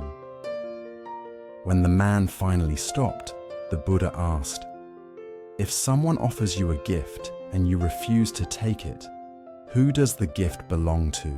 The man said, "To the one who offered it." The Buddha smiled. "Then I do not accept your anger. It stays with you. That's the art of peace. Not suppressing emotion, but refusing to feed it. You can't stop the storm from forming, but you can stop giving it energy." Calm isn't the absence of emotion. It's the ability to hold emotion gently without drowning in it. When anger arises, you breathe with it. When fear comes, you notice it. When sadness visits, you hold it like a child. Not to silence it, but to soothe it. That's compassion in action, karuna. It turns storms into teachers and chaos into practice. In every storm there's an eye, a perfectly still center. That's your awareness. The more you rest in it, the less you're tossed by the wind. Next time you're overwhelmed, place your hand on your heart and say softly, "Even in the storm, I can still be still." Because peace isn't something you wait for, it's something you become. Months later, the young woman, the woman from the beginning, found herself in another stressful week. Deadlines, noise, life doing what life does. But something had changed. That night, as her thoughts began to spiral, she didn't reach for her phone or cry into the dark. She sat still, placed a hand over her chest and whispered, "It's just a storm." And somewhere deep inside, she felt it. That quiet, unshaken space that no thunder could touch. She smiled, because this time, she didn't need the world to be calm. She had found calm within the world. And as we begin to find this stillness in the middle of our storms, something even deeper starts to awaken. A quiet gratitude for everything that once scared us. Because when you stop running from chaos, you realize it was never your enemy. It was your greatest teacher.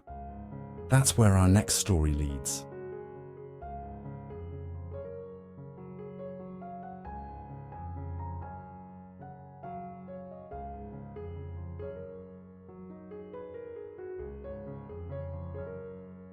Lesson 10. The gentle awareness. When you stop fixing yourself. There was once a young man who spent years trying to find peace. He read every book, went to every retreat, practiced every technique. He wanted to fix his anger, erase his fear, silence his thoughts. One day, exhausted and discouraged, he went to visit an old monk who was known for his serenity. "Master," he said, "I've tried everything, but my mind just won't be quiet. I feel like a failure." The monk smiled and handed him a cup of tea. "Hold this," he said, "but don't let a single drop spill." The young man tried his best, focusing so hard that his hands began to tremble. Finally, a drop slipped over the edge and fell. The monk chuckled. "You see, the more tightly you hold it, the more it shakes." In our modern world, we're taught to constantly fix ourselves, to upgrade, optimize, improve. We treat our minds like projects, things to perfect rather than understand. We meditate not to see clearly, but to feel better. We do yoga to get calm. We practice kindness so we can be spiritual enough. But the Buddha didn't teach us to fix the self. He taught us to see through it, because the more we try to improve the self, the more we solidify the very illusion that causes our suffering. True transformation doesn't come from forcing change. It comes from seeing clearly. The Buddha called this sati, mindfulness, the ability to observe everything with soft awareness, without judgment. It's the shift from "I must fix this" to "I'm learning to see this," from "I'm broken" to "I'm becoming aware. One day, the Buddha and his monks passed a muddy pond. He pointed to it and said, "See how the lotus grows in the mud, yet remains unstained by it. So does wisdom grow in the midst of imperfection." We often think we need to escape our flaws to find peace, but peace is found in the very place we're trying to escape from, in the mud of our humanness. The lotus doesn't fight the mud, it uses it. In the same way, our wounds aren't obstacles to awakening, they're invitations to it. A woman named Claire came to a meditation teacher and said, "I've been meditating for 2 years, but I still get angry, jealous, anxious. What am I doing wrong?" The teacher smiled and said, "You're not doing anything wrong. You're just finally noticing what was always there." She looked confused. "But shouldn't I be getting calmer?" He replied, "Awareness doesn't always feel calm. Sometimes it feels like seeing a mess for the first time. But that's the beginning of true calm. Not the fake calm of avoidance, but the real calm of understanding. When we turn spiritual practice into self-criticism, we use mindfulness as another way to judge ourselves. We say, "I should be more present. I should be over this by now. I shouldn't feel this way." But mindfulness isn't about shoulds. It's about seeing. It's the quiet realization that even your impatience, your sadness, your tiredness are all part of the moment, all deserving of your gentle attention. The Buddha never said, "Eliminate anger." He said, "Be aware of anger, because when you're aware, you stop becoming the anger and start becoming the one who sees it." That's liberation, not perfection, but perspective. We live in a culture obsessed with becoming the best version of yourself. But what if peace isn't about becoming, but about being? What if you stopped trying to be a better you and started being a kinder you, a self that listens, a self that forgives, a self that holds itself the way a mother holds her crying child? Not with solutions, but with love. Because love, not pressure, is what truly transforms the mind. The Buddha once said, "When struck by an arrow, the wise feel pain, but the unwise are struck twice, once by the event, and once by their reaction." The first arrow is life itself, the natural pain of being human. The second arrow is self-judgment, the mental voice that says, "I shouldn't feel this way."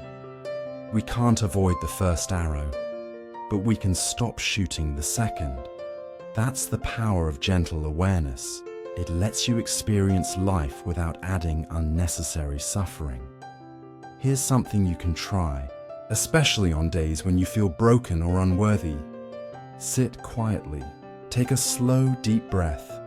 Notice what's happening inside. Maybe tension, sadness, confusion. Whisper softly. This too is allowed.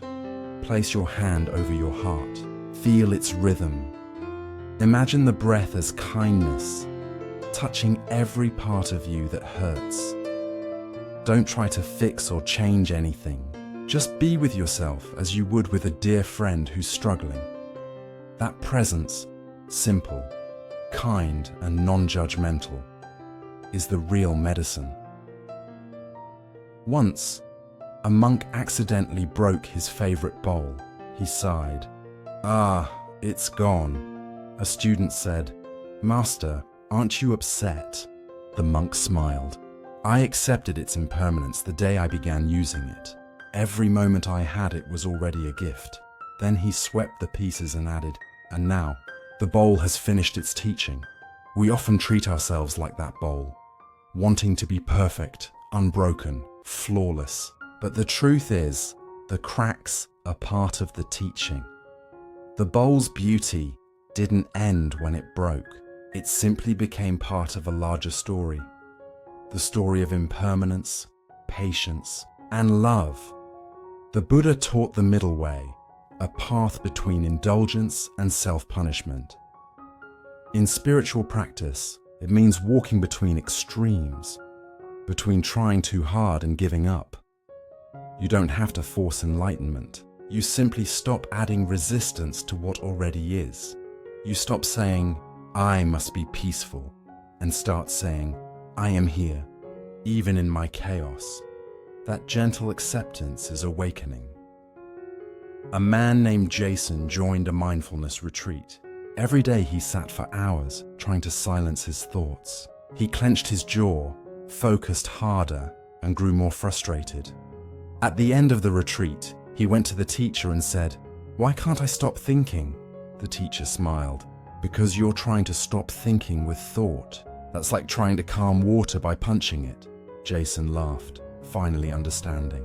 From that day, he stopped trying to meditate and simply sat, breathing, noticing, allowing. Ironically, that's when peace finally appeared. Not because he achieved it, but because he stopped chasing it. You can't grow by rejecting yourself.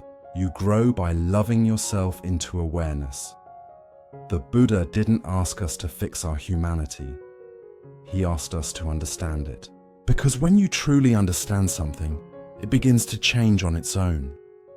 Like ice melting under sunlight, awareness itself dissolves what is heavy. You don't need to push the darkness away. You just need to bring in light.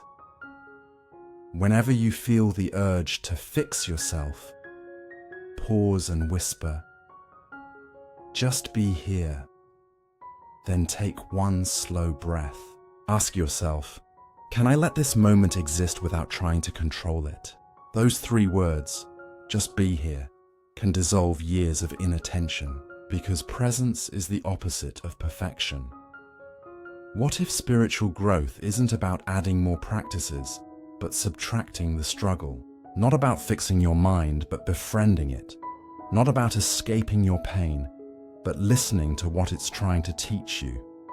You don't need to become better.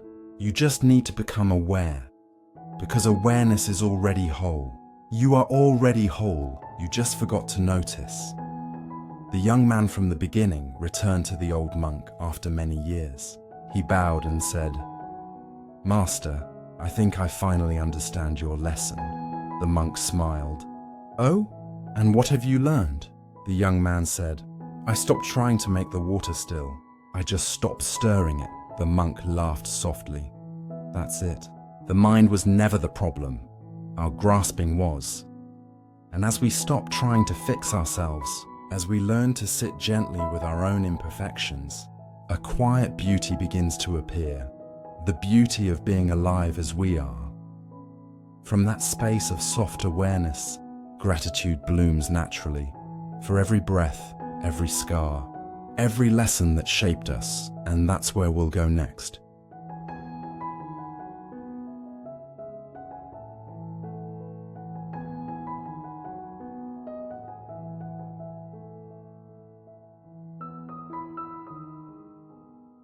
Lesson 11. The teacher who admitted her doubt. There was a teacher once, calm, wise, loved by everyone who came to learn from her. Her words were like sunlight. Her presence felt like still water. But one day she stood before her class, her voice trembling slightly. She said, "Today I want to tell you something I've never said before. Even after 30 years of teaching, I still have doubts." The room fell silent. Her students looked shocked. One finally asked, "Doubt? About what, teacher?" She smiled softly. "About everything." And then she added, "But perhaps that's exactly where faith begins. We live in a world that worships certainty. We want clear answers, solid beliefs, guaranteed outcomes. We fear doubt because it makes us feel lost, like standing in fog with no map. But the Buddha never promised certainty. He promised clarity. There's a difference. Certainty says, I already know. Clarity says, I am willing to look. Certainty closes the door. Clarity opens it wider. In Buddhism, this openness, this willingness to look without rushing to conclude, is the very foundation of wisdom, panya. There's a story from the Pali Canon about Kema, one of the Buddha's most intelligent disciples. Before meeting him, she doubted everything: the teachings, meditation, even the idea of awakening. One day, she went to challenge the Buddha. She asked, "How can anyone believe in enlightenment if they've never seen it?" The Buddha smiled and asked, "When you see a lotus bud, do you doubt that it will bloom?" Kema replied, "No, because I've seen many lotus flowers before." The Buddha said, "Then keep observing your own mind. One day you will see it bloom too." And she did. Her doubt became the very soil in which her insight grew. Doubt is not the opposite of faith. Blind certainty is. Doubt, when held gently, becomes curiosity. It asks, what if I look again? What if I sit a little longer? What if there's more to this than my thoughts can explain? The Buddha never asked anyone to believe him. He said, "Ehipasiko, come and see for yourself." That is not the voice of a preacher. That's the voice of a scientist of the soul. An invitation to explore, not to obey. There was a woman named Sarah who taught mindfulness in schools. Her students adored her. She always had the right words, the right calm tone. But one day, her father became seriously ill. She sat beside his hospital bed, whispering affirmations she had taught so many others. "Breathe," she said. "Be in the moment," but inside her heart screamed. She couldn't accept what was happening. She told me later, "For the first time I felt like a fraud. I told people to trust life, but I couldn't trust it myself." Weeks after her father passed away, she went to a silent retreat. She sat with her grief, her guilt, her confusion, and one morning she whispered to herself, "I don't know what's true anymore." But then something unexpected happened. She didn't collapse. She softened. The "I don't know" became space, a silence vast enough to hold everything: pain, love, doubt, and acceptance. She realized that not knowing wasn't failure. It was freedom. In the Buddha's path, there are two extremes: blind belief and endless skepticism. The middle way is trust that breathes. It allows questions to live inside you without needing to kill them with answers. You don't have to believe everything. You also don't have to reject everything. You can simply stay open, like a cup ready to receive whatever truth life pours in next. That's what the teacher in our story understood. Her doubt wasn't a weakness, it was her honesty, her humility, her way of saying, "I'm still learning." Every spiritual seeker meets three gates: the gate of confusion, the gate of effort, the gate of doubt. Most people stop at the third. They think doubt means failure, that they've lost their path. But the wise walk through it, because beyond doubt lies a deeper faith. Not faith in words or rituals, but faith in the direct experience of being alive. Faith that breathes when you breathe. Faith that stays even when everything falls apart. This is called saddha, a confidence that doesn't come from proof, but from presence. In the Salatha Sutta, the Buddha compared doubt to a mirror. When the water of the mind is disturbed, you can't see your reflection clearly. But when it becomes still, you realize the face was there all along. So when you doubt, don't curse the ripples. Just wait. Let the water settle. The reflection of truth always returns. Try this simple reflection whenever you feel lost or uncertain. Sit quietly. Close your eyes. Bring your question to mind. Maybe it's, what should I do? Or why is this happening? Whisper gently, I don't know, and that's okay. Breathe. Feel the spaciousness that opens when you stop demanding answers.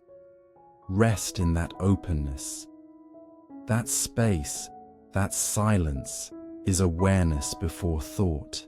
That's where wisdom begins to bloom. One day, a student asked the Buddha, "Why should I believe in what I cannot see?" The Buddha didn't answer directly. Instead, he asked, "When you plant a seed, do you see the fruit the same day?" The student said, "No." The Buddha replied, "Then let your practice be your seed. Keep watering it, and the proof will come in its own time. Doubt is not wrong. It just needs patience."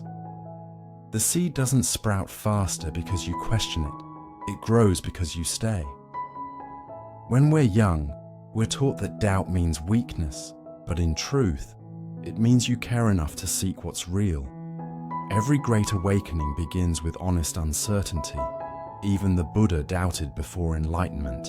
He doubted the teachers, the rituals, even his own path, until he realized that truth isn't found in someone else's answer, but in the quiet of direct seeing. So the next time you doubt, don't panic.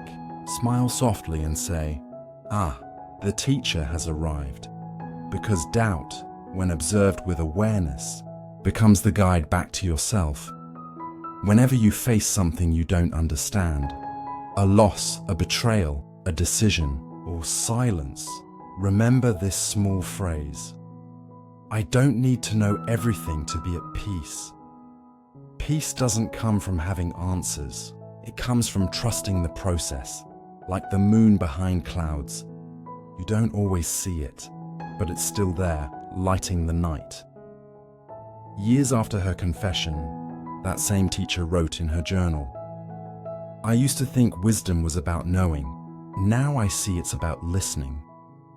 To the moments that confuse me, to the silence between my thoughts, to the doubt that humbles my pride." She had found a faith far stronger than belief. The faith of direct experience, the kind that doesn't shout, "I know," but whispers, "I'm here, and I'm listening." In Buddhist psychology, vicikiccha, doubt, is considered one of the hindrances, navarana. But the Buddha never told us to destroy it. He told us to understand it. Unexamined doubt leads to paralysis. Examined doubt leads to wisdom. That's the difference between questioning and cynicism. Cynicism closes, curiosity opens, gentle awareness, not force, transforms confusion into clarity. Next time doubt arises, try this 3-step awareness. Pause. Don't push it away. Label softly. This is doubt. Inquire kindly. What is this doubt showing me?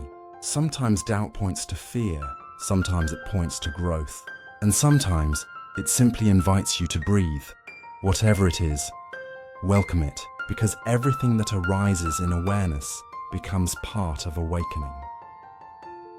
The teacher who once confessed her doubt now begins every class with these words: I don't have all the answers, and I never will, but I promise you this, I will keep listening.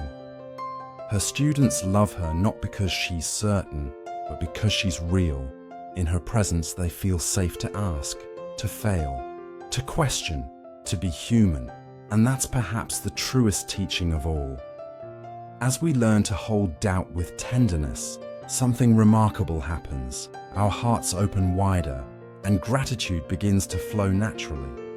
Because when you stop demanding certainty, you start seeing the miracle in everything that simply is.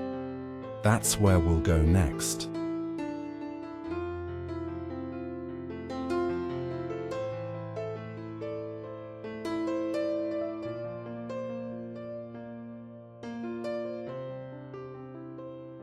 Lesson 12. The karma of relationships. There was a woman named Maya who often said, "Why do I keep attracting the same kind of people?" Each relationship started with joy, laughter, late night talks, the feeling of being seen. But slowly, The same pattern appeared again and again: misunderstanding, distance, silence. After her third heartbreak, she sat with her teacher and asked, "Why does this keep happening to me? Am I cursed?" The teacher smiled gently. "No, my dear, you're not cursed. You're being called to finish something you didn't complete." The word karma is one of the most misunderstood in the modern world. We use it like a punishment. That's karma for you. But in truth, karma isn't retribution. It's education. Karma simply means action and consequence, the natural unfolding of what we think, say, and do. The Buddha said, "We are the heirs of our actions." That means we inherit not guilt, but opportunity. Every experience, especially the painful ones, is a mirror showing us something we still need to learn. In Buddhist thought, relationships are not random. They're the weaving of many threads, some from this life, some perhaps from long before. Every person you meet is part of your Duyen Koi, dependent arising. Your connection exists because of countless conditions: timing, emotion, karma, and choice. That's why no encounter is meaningless. Some people come to awaken your love, some come to awaken your patience, and some, the hardest ones, come to awaken your wisdom. Maya's teacher continued, "Every relationship is a mirror. Some show you your beauty, and some show you your wounds. When someone triggers you, they're not creating your pain, they're revealing it. That anger, jealousy, or fear didn't appear because of them. It was already there, waiting for light to be seen." That's the hidden gift of karma. It uses people as mirrors, so you can finally meet yourself. One of the Buddha's most difficult relationships was with his cousin, Devadatta, who envied him deeply and tried multiple times to harm him. When his disciples grew angry, the Buddha simply said, "Devadatta is my greatest teacher in patience." He didn't say that out of sarcasm, he meant it. Even those who oppose us are part of our awakening. Without Devadatta's envy, the Buddha's compassion would have remained theoretical. It became real through practice. Love, in the Buddhist view, is not possession, it's practice. Every time we love, we are learning something about ourselves. Some relationships teach metta, loving kindness. Others teach karuna, compassion. Some teach upekkha, equanimity. And a few, the most profound, teach letting go. Because love that clings becomes attachment, tanha, but love that understands becomes freedom. As Thich Nhat Hanh said, "To love without knowing how to love hurts the one we love." After years of repeating the same relationship pattern, Maya began to see a pattern in herself. She always chose people who needed saving. She thought love meant fixing someone. But one night, she remembered her teacher's words. "Karma is not what others do to you. It's what you keep doing to yourself." That hit her like lightning. She realized she wasn't a victim of bad luck. She was repeating her own lesson. Her karma wasn't her partner's. Her karma was her tendency to rescue. And when she finally saw that clearly, the pattern stopped. Because once the lesson is learned, karma doesn't need to repeat itself. In the samsara of relationships, repetition is compassion in disguise. Life keeps replaying the same movie until we finally understand the plot. You'll keep meeting the same type of partner, the same argument, the same emotional wall, until you meet it with awareness instead of reaction. That's the moment karma transforms into wisdom.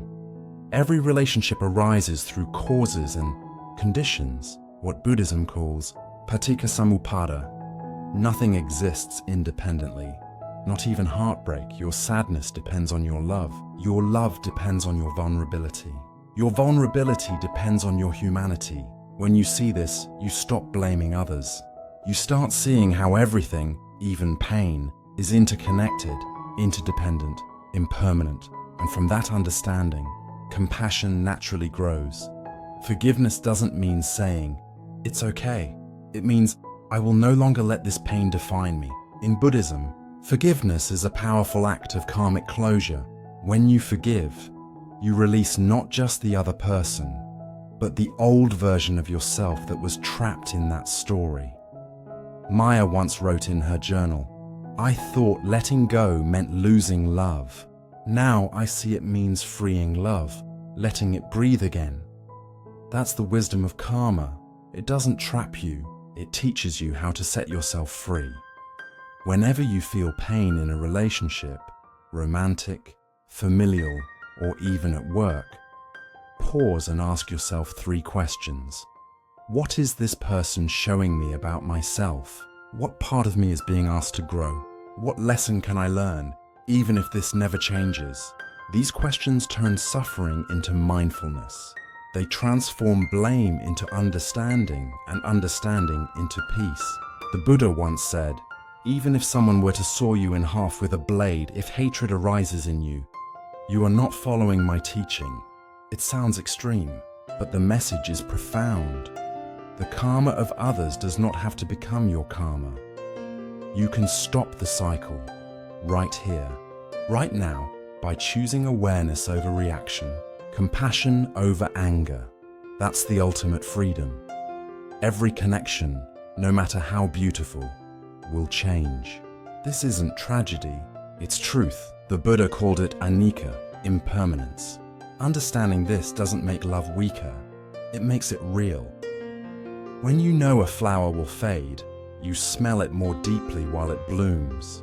When you know a moment will pass, you live it more fully while it's here. So love, but with open hands. Hold, but without grasping. That's how karma becomes compassion. Years after her awakening, Maya met someone new. But this time, she didn't rush. She didn't lose herself. When misunderstandings appeared, she paused. She breathed. She listened. And one evening, she told her partner, "I don't need you to complete me. I just want to walk beside you as we both learn." Her teacher later said, "That's it. The karma of love has matured into awareness. Not every person you love is meant to stay, but everyone you love is meant to teach." When you stop asking, "Why did they hurt me?" and start asking, "What did I learn from loving them?" you turn pain into wisdom. That's the true karma of relationships. Not punishment, but evolution. Tonight, before you sleep, try this gentle meditation. Think of someone you're struggling with. Breathe in and say silently, "Just like me, this person wants to be happy." Breathe out and say, "May we both be free from suffering." Repeat until the tension softens, even a little. This is metta bhavana, the cultivation of loving kindness. Every time you practice it, you lighten the karmic thread between you, and one day it dissolves completely. Maya once returned to visit her teacher, her eyes calm and bright. She bowed and said, "I used to think karma was punishment. Now I see it's a love letter, written in lessons I needed to learn." The teacher smiled. "And what does the letter say now?" She replied softly, "It says, thank you." As we begin to see karma not as fate, but as the unfolding of compassion through connection, something inside us opens. A quiet gratitude for everyone who has ever crossed our path. Because even the hardest love has a purpose, and every goodbye contains a blessing. That's where our next story takes us.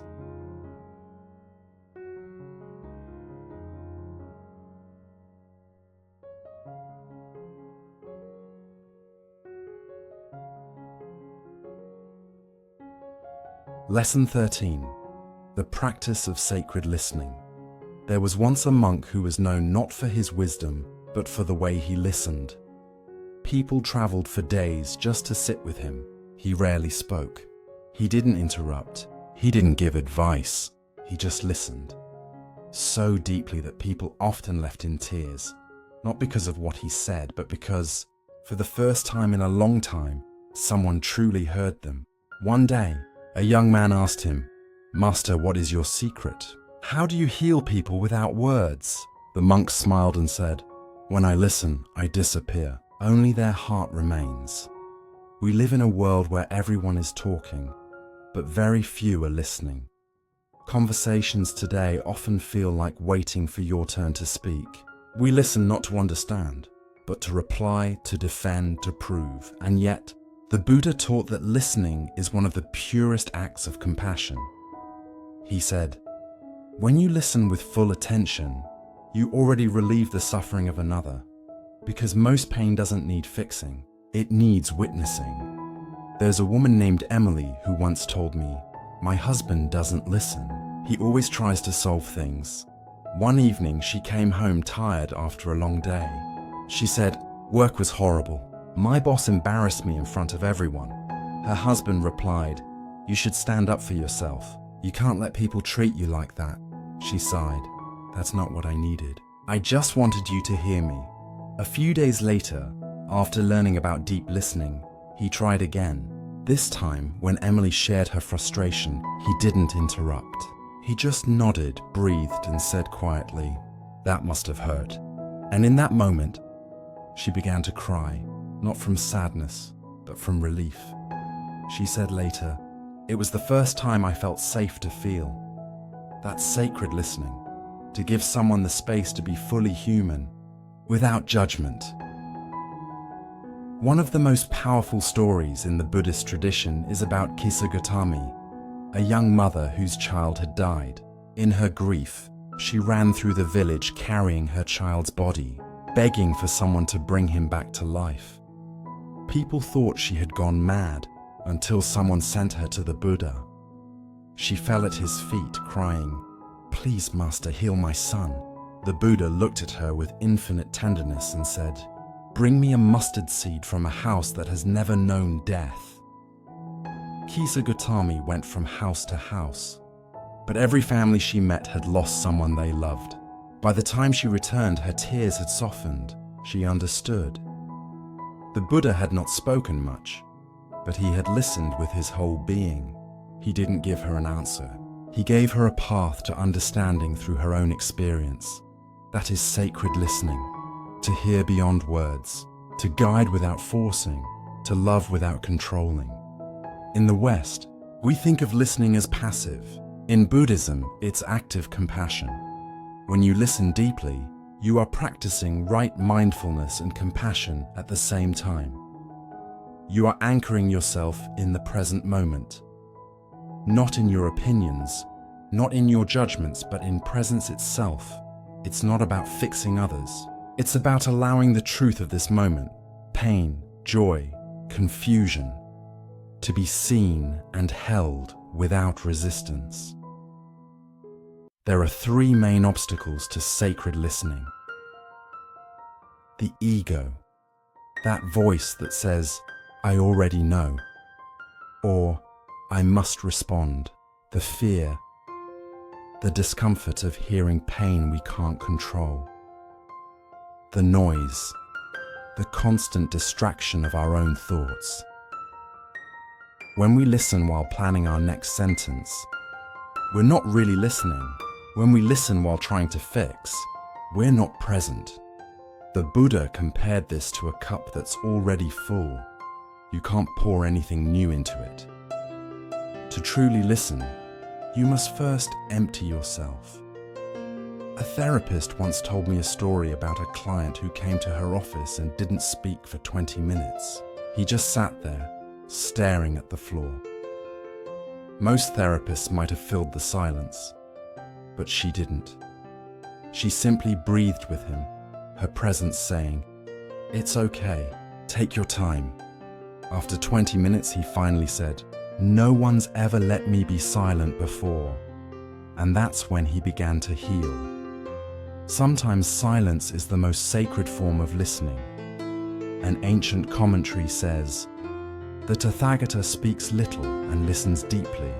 Because 2 ears and 1 mouth remind us, listen twice. Speak once, To listen with wisdom means to listen with the whole body, ears open, eyes soft, heart calm, breath steady. When you listen like this, you're not only hearing sounds, you're sensing suffering, you're touching the humanness in another being. That's not communication, that's communion. Sacred listening is not about words, it's about presence. A calm mind is like a gentle lake. It reflects everything clearly, without distortion. When you listen with a calm heart, others begin to hear their own truth through your stillness. That's why people left the silent monk in tears. His stillness gave them back their clarity. When you stop trying to fix people, you become the space where they can fix themselves. Here's a small practice you can do daily. Sit quietly with someone, a friend, partner or child. As they speak, breathe slowly. Don't plan your reply. Just notice the tone, emotion, and pauses. Feel your own breath staying soft and grounded. After they finish, wait for 3 breaths before responding. In that pause, compassion arises naturally. It's no longer you listening. It's awareness listening through you. Thich Nhat Hanh often said, "The most precious gift you can give another is your presence." When mindfulness embraces those we love, they will bloom like flowers. When someone feels heard, they don't need your solution. They feel seen, understood, respected. That's when real healing begins, because silence, when filled with love, is never empty. Sacred listening isn't only for others. It begins with how you listen to your own heart. Most of us spend our lives avoiding our inner voice, distracting ourselves with noise, scrolling, working, overthinking. But deep inside, there's a quiet whisper always speaking, the voice of your intuition, your suffering, your truth. To hear it, you must stop interrupting yourself. You must sit still long enough to say, "I'm listening." That's where self-compassion begins. Not by changing who you are, but by finally hearing the parts of you that have been waiting to be heard. In Buddhist philosophy, true listening arises from emptiness. Not the emptiness of despair, but the emptiness of no self, anatta, where you're not filtering what you hear through your own identity. When you listen without the I, you become like space. Open, vast and capable of containing everything. This is why sacred listening is so powerful. You dissolve the boundary between self and other. You become compassion itself. One day, a man came to a Zen teacher and said, "My wife left me. My son doesn't talk to me. I feel like a failure." The teacher didn't try to cheer him up. He simply looked at him and said, "Tell me everything." The man cried for the first time in years. He spoke for an hour. When he finished, the teacher bowed and said, "Thank you for trusting me with your truth." That night, the man wrote in his journal, "For the first time, I didn't feel alone, because someone didn't run from my pain."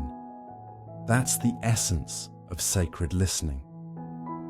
Before every conversation, take one breath and ask, "Do I want to respond or do I want to understand?"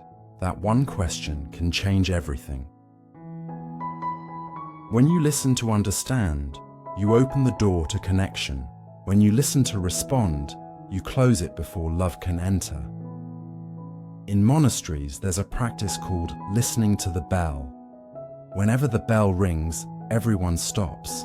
Monks, nuns, visitors. They take 3 mindful breaths. It's a reminder to return to presence, to listen not just to sound, but to silence between sounds. You can practice this anywhere, with your loved ones, with strangers, even with yourself. Because true listening isn't just about hearing others, it's about awakening your heart to life itself. The monk from the beginning, the one who healed through silence, was once asked, before he passed away, "What is the greatest gift we can offer the world?" He smiled softly and whispered, "A listening heart." Then he closed his eyes and said his final words, "When you truly listen, the whole world begins to speak." And as we learn to listen with presence, not to fix but to understand, something inside us changes. We begin to hear not just others, but life itself whispering through every sound, every pause, every heartbeat. And that's where we'll go next, too.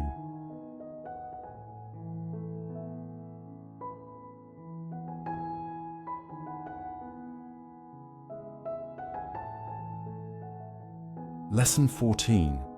The ego that wants enlightenment. There was once a young man named Daniel who went to a monastery. He was sincere, disciplined, and incredibly ambitious, not for money or fame, but for enlightenment. He woke up at 4 a.m., meditated for hours, and corrected other monks when he thought they weren't serious enough. He often said, "I will become enlightened before the year ends." One day, he went to his teacher and asked, "Master, how close am I to awakening?" The teacher looked at him and said, "As long as you're asking that question, you're still very far."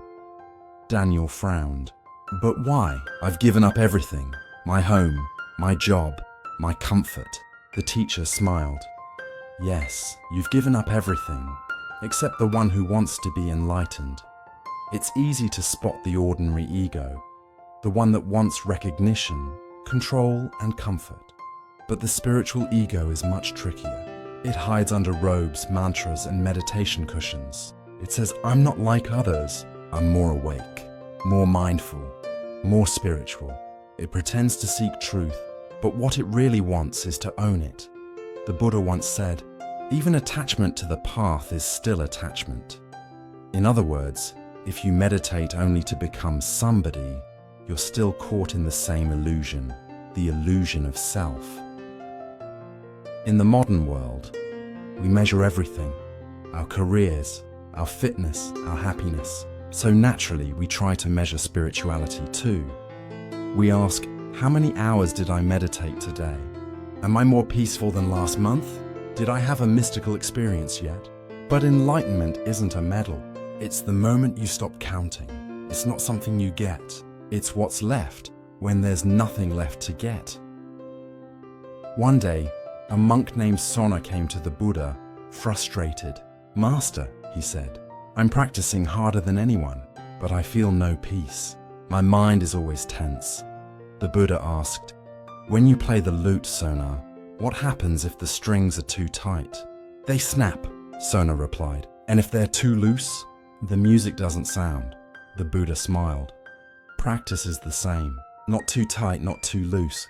Let go of striving. Then balance will appear. There's a subtle arrogance in thinking we can achieve enlightenment. Because enlightenment isn't a personal victory. It's the dissolving of the very person who seeks victory. The ego says, "I want to awaken." Awareness whispers, "You already are." But the ego doesn't like that answer. It wants to earn awakening so it can claim it, so it can say, "I did it." But awakening doesn't belong to I. It begins the moment the I gets quiet. There's a woman named Laura who joined a mindfulness retreat. Every day she meditated, journaled, read sutras, but she kept checking herself. Am I calmer yet? Why don't I feel more peaceful? On the last day, she went to the teacher, tears in her eyes. I feel like a failure, she said. I've worked so hard to be mindful, but my thoughts never stop. The teacher smiled kindly. My dear, you've turned meditation into a competition. Who are you competing with? She laughed through her tears. Apparently myself. That laughter, that gentle recognition, was her first taste of true peace.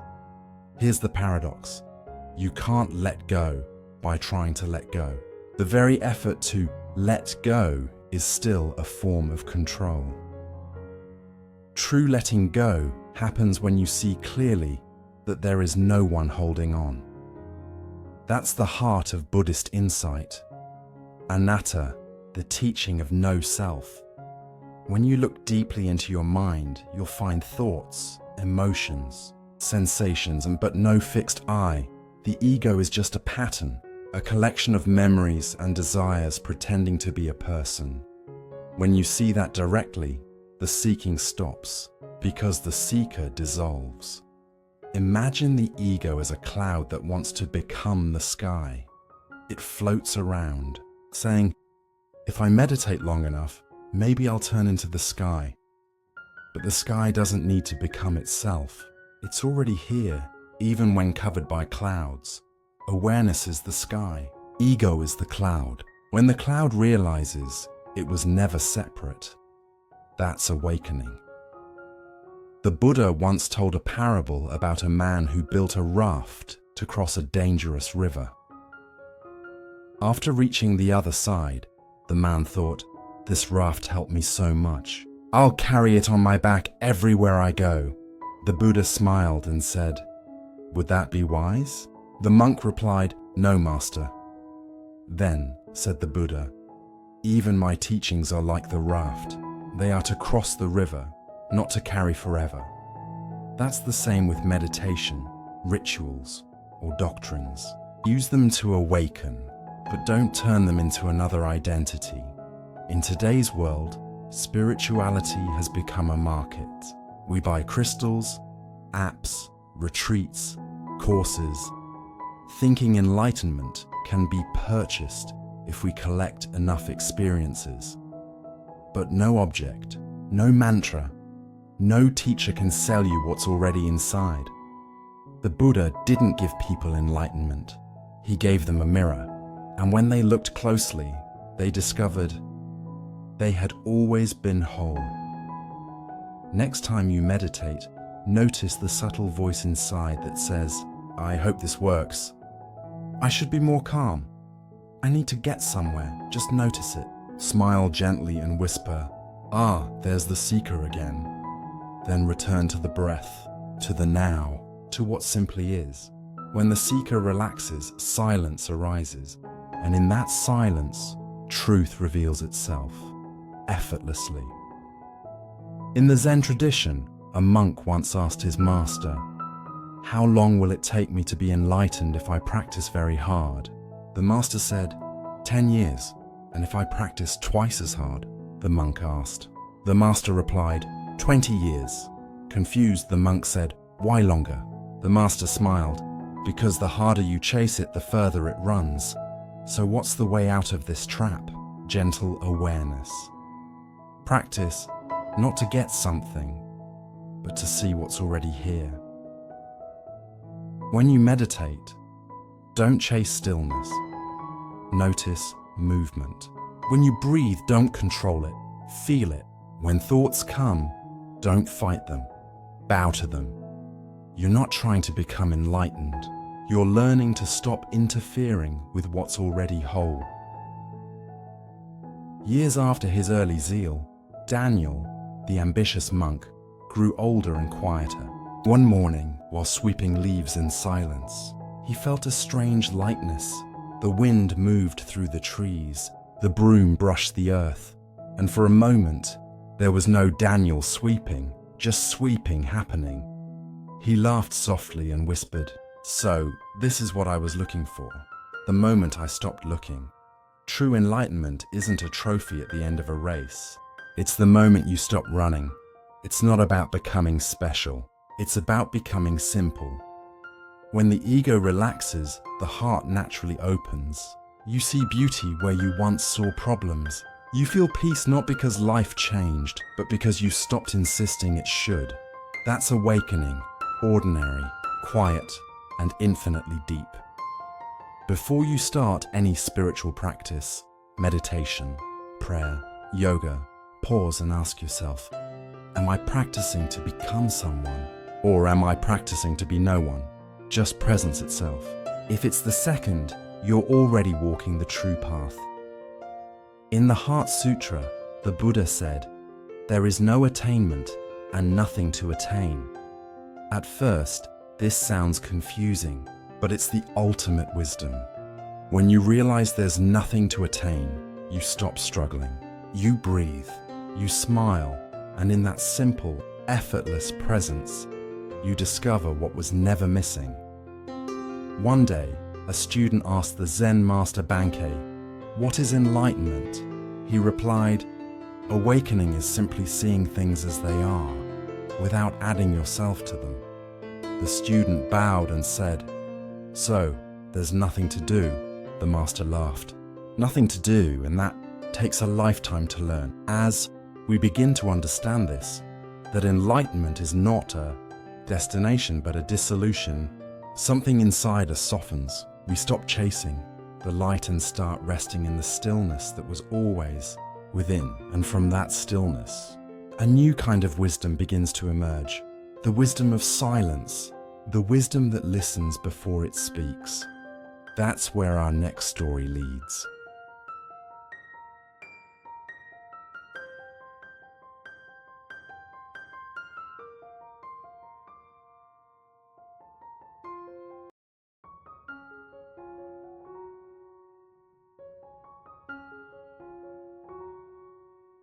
Lesson 15. The Dance of Karma and Choice. There was once a woman named Clara who often said, "My life feels like a loop I can't escape. No matter what I do, I end up back in the same place." She had a gentle heart, but her relationships always ended painfully. She worked hard, yet somehow always met the same kind of boss, demanding, dismissive, cold. One evening, in the middle of her confusion, she went to see a Buddhist teacher who was known for his calm presence. After listening quietly, the teacher said, "My dear, life is not punishing you. It's repeating itself until you see what you have the power to change." The word karma has been twisted by popular culture into something like fate, as if we're trapped in some cosmic script. But in Buddhism, karma doesn't mean destiny. It means action. And more importantly, intention. Every thought, word, and deed plants a seed in the garden of your life. Those seeds ripen into experiences, not as rewards or punishments, but as reflections of consciousness.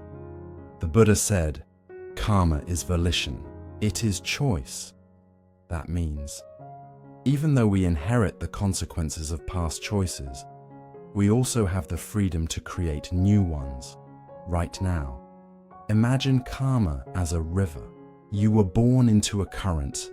Some of its flow was shaped by your past actions, some by your ancestors, your culture, your upbringing. But in your hand is an oar, your mindful awareness. You can't stop the river from flowing, but you can steer. You can choose how you meet each wave. And sometimes, that small act of steering changes the entire course of the river. There was a monk named Angulimala, once a feared murderer. When he met the Buddha, he tried to attack him. But the Buddha stood still and said calmly, "Angulimala, I have already stopped." "You stopped too." Something in those words broke his rage. He fell to his knees, trembling, and asked for guidance. Later, Angulimala became one of the most peaceful monks in the community. People were shocked. They asked the Buddha, "Can someone like him really change?" The Buddha replied, "By mind, karma is made. By mind, karma is undone." Even the darkest past can become light when awareness dawns. Many people say, "I can't help it. That's just who I am." But the Buddha taught that nothing is fixed.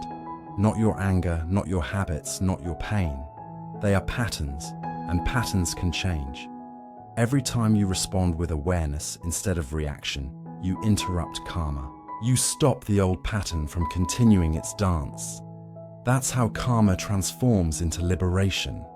There's a man named Robert who grew up with an angry father. He swore he'd never be like him. But when he had a son, he found himself shouting the same words he once feared. One night, after another argument, he sat outside, shaking. He realized he was living the very karma he once ran from. Then he remembered something he had read in a book of teachings. Awareness is the pause between past and future. That night, Instead of apologizing with guilt or defending himself with pride, he simply sat next to his son and said, "I'm learning too." It was a small moment, but in that pause, the chain broke. That's how karma ends, not with thunder, but with tenderness.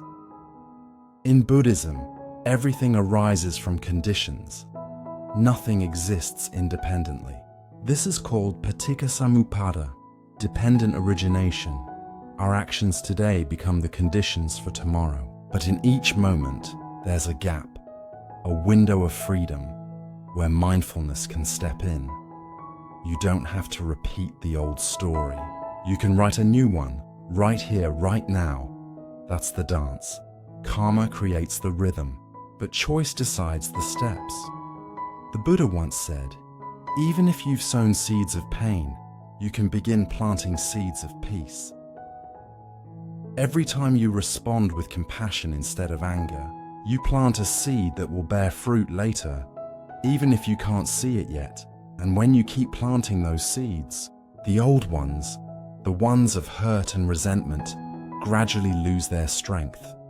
This is not magic. It's mindfulness in motion. Whenever you find yourself reacting automatically, take one conscious breath.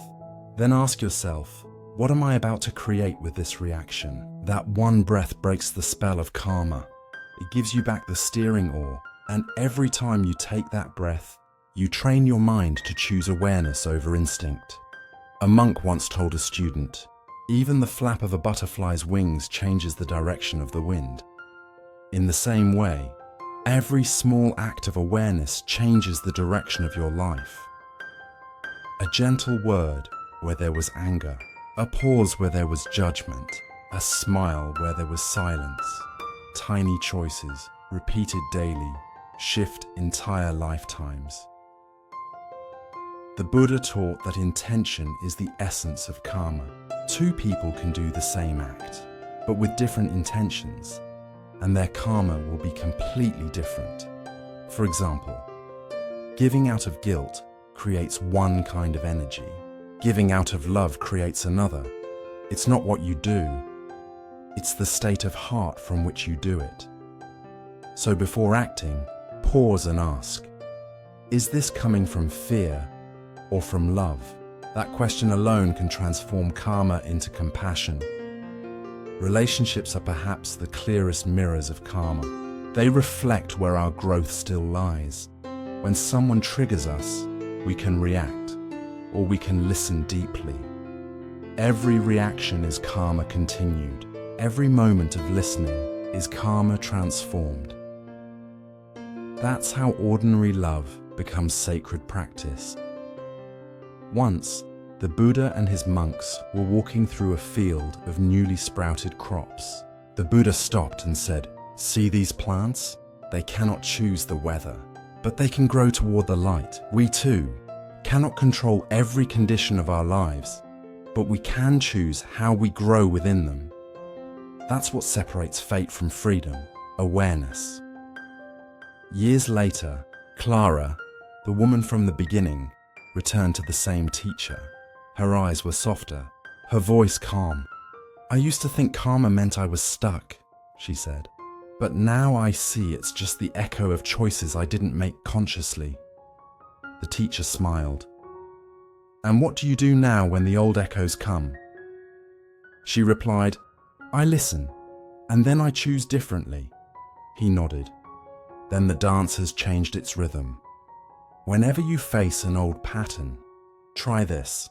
Notice, this is a karmic echo. Breathe, one deep. Aware breath.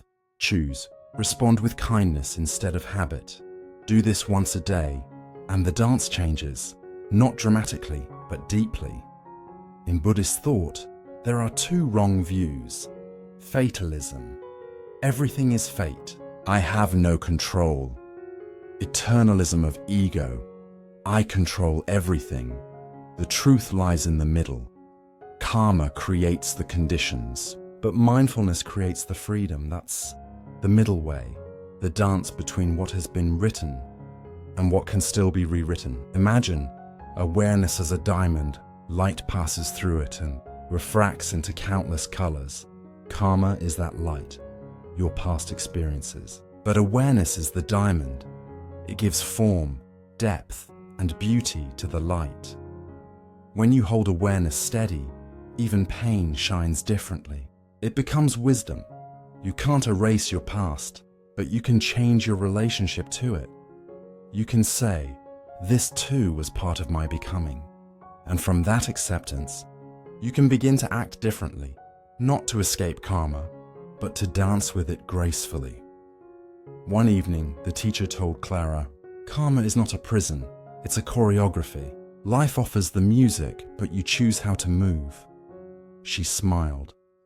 So maybe I've been fighting the rhythm instead of dancing with it. He nodded. Exactly. The moment you dance consciously, karma becomes grace. And as we begin to dance with life instead of resisting it, something profound awakens. A quiet joy that comes not from control, but from cooperation with the flow of existence. Because once we understand karma, we stop asking, why me? And start whispering, thank you for the lesson.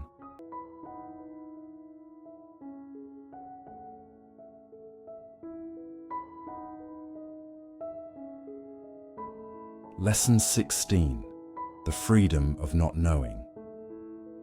There was a young man named Ethan who always needed to have a plan. He planned his mornings, his weekends, his meals, his future. He even planned when he would finally be happy. But life, as it does, had other plans. His company suddenly downsized. His girlfriend decided she needed space. The perfect future he'd built in his head started to fall apart. One night, unable to sleep, he whispered, I just wish I knew what's going to happen. He didn't want happiness as much as he wanted certainty, because not knowing, that felt unbearable. If you pause and think about it, we live in an age where knowing is everything. We carry devices that answer every question in seconds. We track our health, our mood, our sleep, our calories, as if the more we measure life, the more we can control it. But deep inside, that control doesn't bring peace. It brings exhaustion, because the more you try to know, the more you fear what you can't know. And life, by its very nature, will always remain partly hidden. That's not a mistake. That's the mystery that keeps it alive. The Buddha never promised certainty. He didn't say, follow me and you'll know all the answers. Instead, he said something radically different. Come and see for yourself. Ehipassiko. In Buddhism, wisdom doesn't come from knowing everything. It comes from seeing clearly what is, without the need to define or fix it. Not knowing, when held with awareness, becomes spaciousness. It's the open sky where possibilities can appear. When you cling to certainty, your mind becomes a closed fist. When you allow not knowing, your heart becomes an open hand. There's an old Zen story that goes like this. Once, a farmer's horse ran away. The neighbors came and said, "What bad luck?" The farmer replied, "Maybe." The next day, the horse returned, bringing with it 3 wild horses. The neighbors said, "What good luck?" The farmer smiled, "Maybe." A few days later, his son tried to ride one of the wild horses and broke his leg. The neighbors cried, "What terrible luck!" The farmer said, "Maybe."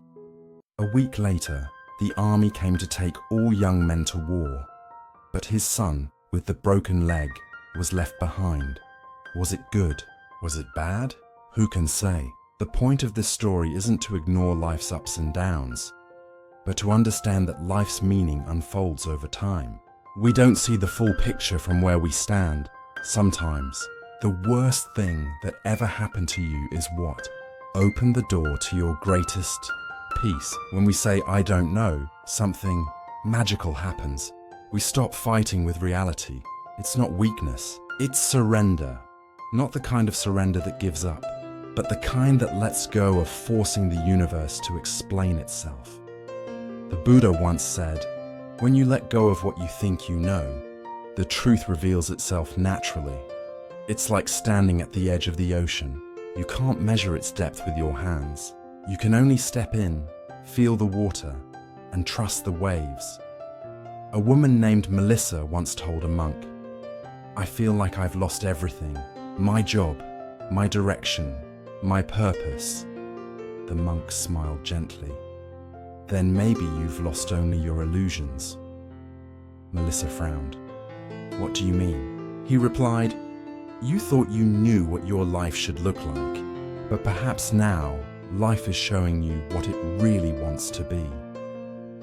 Months later, Melissa started volunteering at a shelter. That work led her to a new career, one that gave her deeper joy than she'd ever known. Looking back, she said, "Losing my job was how I found my life." The human mind loves structure. It wants certainty the way a child wants comfort. It asks, "Will I be okay? Will this last? Will I get what I want?" But those questions come from a place of fear, not wisdom. The Buddha taught that fear arises from attachment, our clinging to things we can't control. When we release that attachment, fear dissolves like mist in morning light. You don't have to know the path. You just have to take the next step with mindfulness. A Zen master once said, "Thoughts are clouds, awareness is the sky. The clouds come and go, some dark, some bright. But the sky remains untouched." When you don't know what comes next, you can either stare at the clouds or remember you are the sky. That remembering, that shift of identity, is what the Buddha called right view. You're not the one lost in uncertainty. You're the awareness that watches uncertainty pass. Here's something simple you can do right now. Sit comfortably. Take a slow, deep breath. As you exhale, whisper softly in your mind, "I don't know."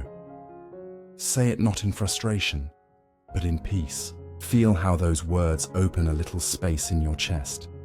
Let them become a doorway, a space where curiosity replaces fear. Repeat it a few times gently. "I don't know." And that's okay. That's not ignorance. That's wisdom resting in humility. There's a famous story from the Pali Canon. A man came to the Buddha with a list of questions. Is the world eternal or not eternal? Does the soul exist after death? Is there an end to the universe? The Buddha smiled but didn't answer. The man grew frustrated. "You are the enlightened one. Why won't you tell me?" The Buddha said, "If a man is shot with an arrow and instead of pulling it out, he insists on knowing who made it, what kind of wood it is, and where it came from, will he ever be free from pain? Some things cannot be known with the mind. They must be lived through with awareness. Every time life doesn't go according to plan, you are given an invitation to grow beyond your need for control. When you lose something you thought you couldn't live without, you meet the deeper part of you that can. When you're unsure of what's next, you meet the present moment, the only place life has ever truly happened. That's why not knowing is not punishment. It's how the universe teaches humility, patience, and trust. Imagine driving and suddenly your GPS loses connection. At first, you panic. You pull over, check your phone, refresh the map, but then you remember, you still have eyes. You still have the road. You can still move forward slowly, observing the signs around you. Sometimes, losing direction is how we learn to see. That's what mindfulness is. Learning to navigate not by perfect maps, but by presence. In Zen, there's a beautiful concept called Shoshin, beginner's mind. It means approaching each moment as if for the first time, without labels, expectations, or the need to figure it out. When you stop assuming you already know, the world becomes alive again. The mundane becomes sacred. You notice the sound of rain, the warmth of your breath, the quiet miracle of just being. That's the freedom of not knowing, the freedom to see again. Sometimes, what blocks our peace isn't confusion, it's certainty. Certainty says, I know what should happen. Wisdom says, I'm open to what is happening. Certainty clings. Wisdom flows. The Buddha called this right understanding, seeing life as a process, not a possession. When you release the need to know, you stop struggling with change and start dancing with it. A meditation teacher once shared, I used to fear uncertainty so much that I planned every retreat minute by minute. One day, a storm hit, cutting the power. The schedule fell apart. At first, I panicked. Then something beautiful happened. Everyone just sat in candlelight, quietly breathing together. That night, I realized the stillness I'd been trying to schedule had already arrived. Not knowing created space for what was truly needed. Next time you're anxious about the future, try this. Place your hand on your heart. Take one deep, slow breath. Whisper, I don't know, but I trust. You'll feel the tension soften, because peace isn't in knowing, it's in allowing. Everything you don't know today is not an enemy. It's a mystery unfolding in its own time. When you stop demanding answers, you start hearing the quiet wisdom life has been whispering all along. The Buddha called this prajna, intuitive wisdom, a kind of knowing that arises only when the mind is still. And in that stillness, you realize you don't need to know the path, because you are the path. So maybe the real freedom isn't in knowing where life is taking you, but in trusting that each step is already sacred, because the more you open to not knowing, the more life reveals itself, gently, perfectly, moment by moment. And that brings us to our next chapter.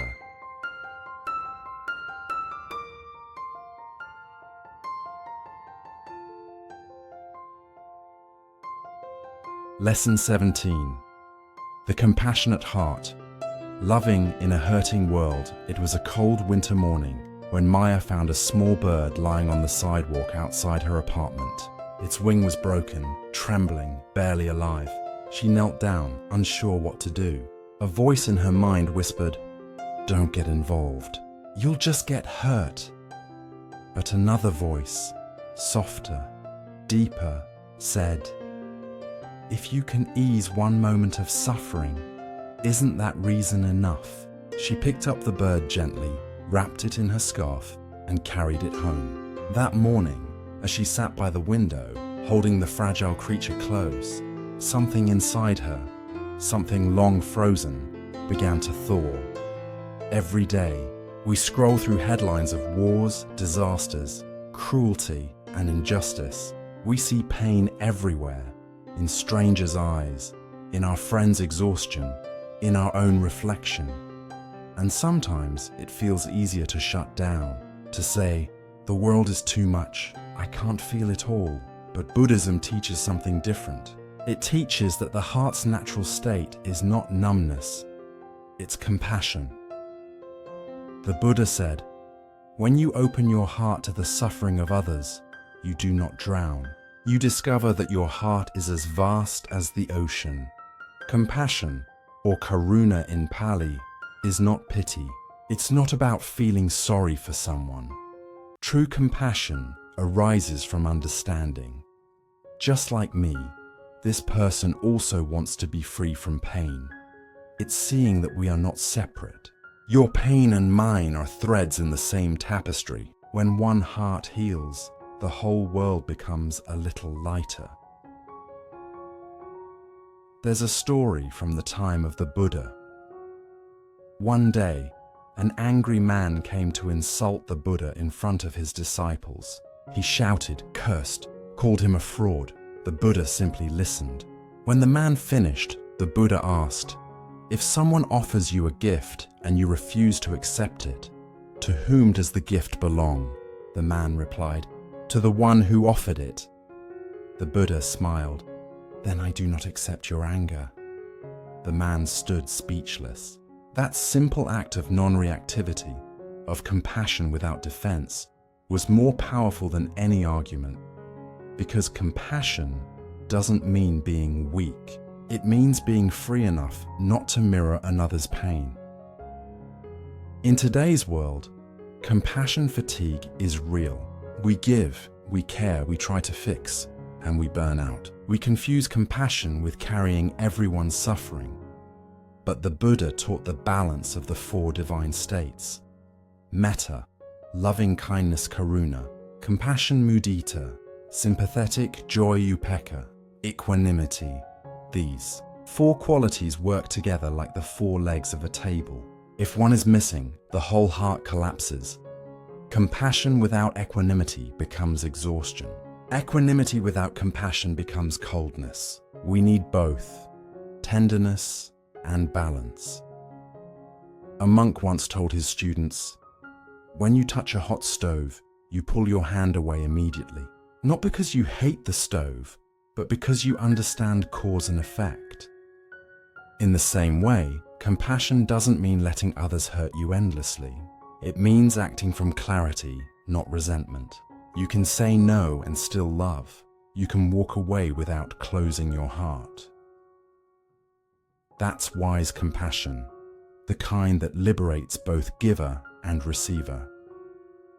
During the pandemic, a nurse named Elena worked long shifts caring for dying patients. One night, she held the hand of an elderly man who whispered, "I'm scared. I don't want to die alone." She stayed with him until his last breath. Afterward, she cried in the hallway, not from sorrow, but from something sacred that moved through her. She said later, "I used to think compassion drained me. Now I see it's what keeps me alive."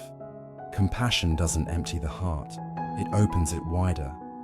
Even modern psychology echoes what the Buddha taught 2,500 years ago. Research shows that when we practice compassion, when we send loving thoughts, or help someone in need, our brain releases oxytocin and serotonin, the very chemicals that create peace and connection. In other words, compassion is not just moral, it's biological. We are wired to care. The suffering comes not from caring too much, but from caring without awareness. Here's a gentle practice that can change how you move through the world. Close your eyes. Take a slow breath. In your mind repeat, "May I be peaceful. May I be free from suffering. May I be filled with loving kindness." Then, extend that wish to someone you love. May you be peaceful. May you be free from suffering. Then, to a neutral person, the barista, the co-worker, the stranger on the bus, and finally, to someone you find difficult. You're not excusing their actions. You're releasing the poison of hatred from your own heart. That's how compassion heals both ways. The Buddha said, "Hatred never ceases by hatred. By love alone is hatred ceased." When someone hurts us, we see the action, not the suffering behind it. But if we could see clearly, we'd realize that no one who is truly happy ever harms another. Compassion means seeing the wound beneath the words. It doesn't make you naive, it makes you wise. Because when you respond to pain with kindness, you stop the cycle of suffering right there. There's a story of a monk who owned a single clay bowl, his only possession. One day, it fell and broke. Another monk said, "I'm sorry for your loss." The old monk smiled. It was already broken. He didn't mean it in sadness, but in deep understanding. Everything is impermanent. To love something knowing it will end, that's compassion in its highest form. Love doesn't cling. It honors. It takes courage to keep your heart open in a world that often disappoints. But that courage, that gentle refusal to harden, is the essence of awakening. The Buddha himself, after enlightenment, didn't retreat from the world. He walked among the suffering, teaching, feeding, comforting. Why? Because wisdom without compassion is dry, and compassion without wisdom can burn out. Together, they make the middle way of love. Each morning, before you pick up your phone or open your inbox, pause for a moment and whisper, "May I bring kindness to whatever I meet today." It doesn't have to be grand. A smile, a patient breath, a kind word. These are the quiet revolutions that heal the world. The Buddha said, "Thousands of candles can be lit from a single flame, and the life of the candle will not be shortened." Be that flame. Sometimes, compassion begins not with others, but with yourself. You cannot pour from an empty cup. If your heart is tired, let compassion turn inward. Place a hand over your chest and say, "Dear one, I see your pain. I forgive you for not knowing better." That's self-compassion, not indulgence but understanding. The Buddha said, "You can search the whole universe and not find anyone more deserving of your love than yourself." When Maya released the healed bird back into the sky, it circled once above her and disappeared into the clouds. For a moment, the world felt lighter. She realized compassion is not measured by how much we do, but by how open we stay. Every small act of kindness, a listening ear, a gentle tone, a moment of patience, creates ripples we may never see. You never know who you save just by not turning away. Before you go to sleep, bring to mind one person, or even one memory, that stirred pain in you today. Then breathe gently and say, "May you be free from suffering. May I be free from hatred." Do this for a week. You'll notice your heart begin to soften, not because the world got easier, but because you became stronger in love. Before he passed away, the Buddha told his disciples, "Be a lamp unto yourselves." That lamp, that inner light, is compassion. It's the part of you that refuses to close, even when life breaks your heart open. Because the broken heart isn't the opposite of love. It's where love finally becomes real. And when compassion ripens fully, it becomes something even greater, a wisdom that sees no separation at all. The next story takes us deeper into that space, where love and awareness become one. In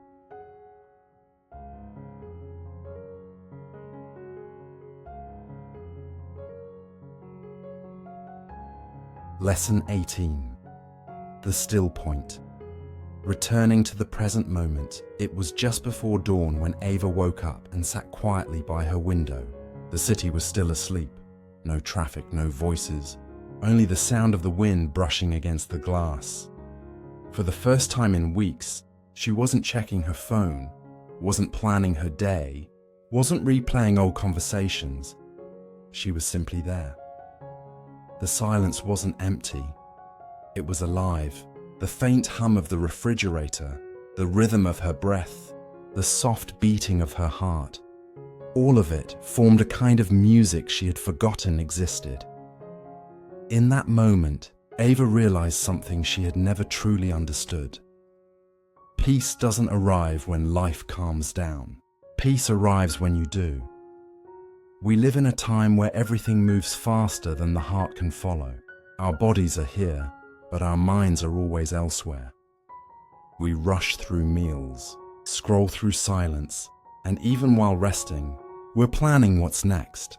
We are, as the Buddha described, running from the present as though it were fire.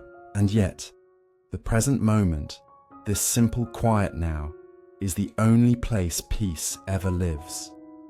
Once, the Buddha met a young monk who was struggling in meditation. The monk said, "My mind is wild, like a bird trapped in a room. I cannot make it still." The Buddha asked, "When you played the lute as a layman, what happened when the strings were too tight?" "They snapped," said the monk. "And when they were too loose, the music was dull and lifeless. And when they were tuned just right, then the music was beautiful." The Buddha smiled. In the same way, the mind must be tuned. Not too tight, not too loose. That balance is the still point. The still point is not the absence of thought. It's the space beneath thought. It's not about escaping the world, but about returning to it fully awake. When you rest in the still point, you don't stop feeling, you stop resisting what you feel. The Buddha called this samasati, right mindfulness. It means being so present that even pain becomes sacred. A young monk once asked his teacher, "How can I find peace when everything around me keeps changing?"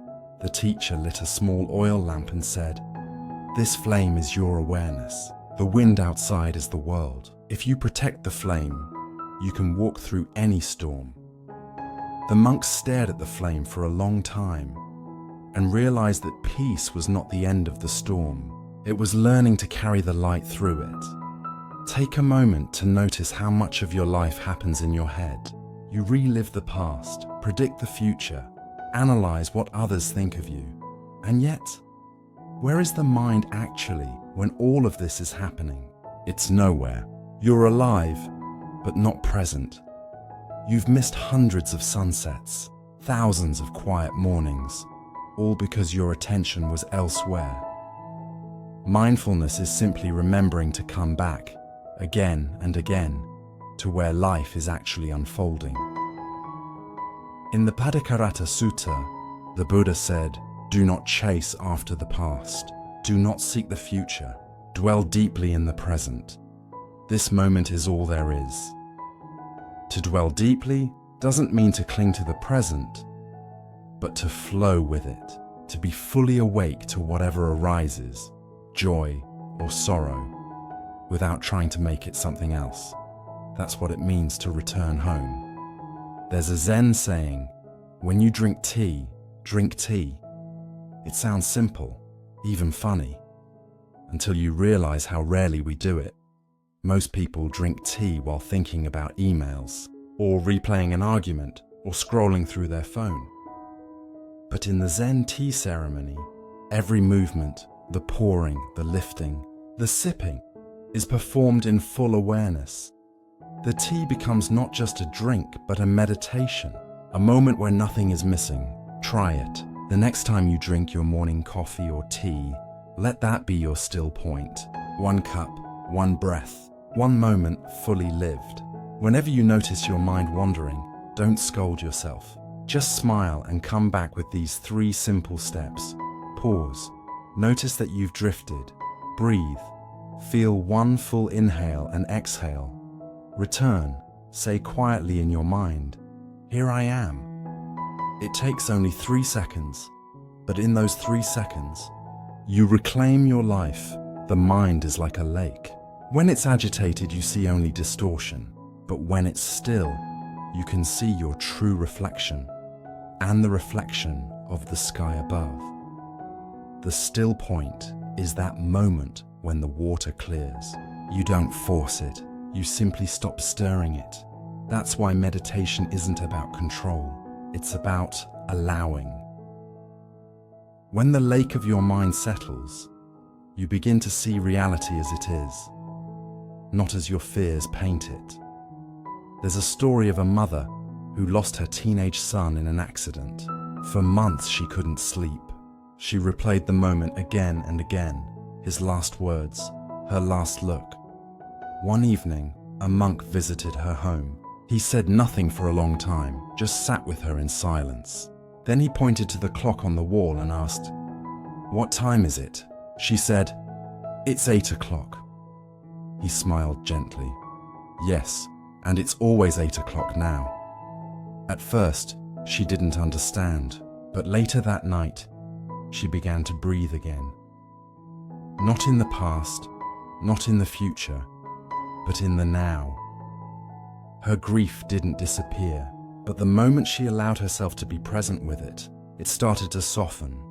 Many seekers spend years trying to reach the still point through meditation retreats, books, silence. But the truth is, it's not somewhere to go. It's something to notice, It's in the pause between two breaths, in the moment you smile at a stranger, in the quiet heartbeat before you speak. The still point isn't rare, it's simply overlooked.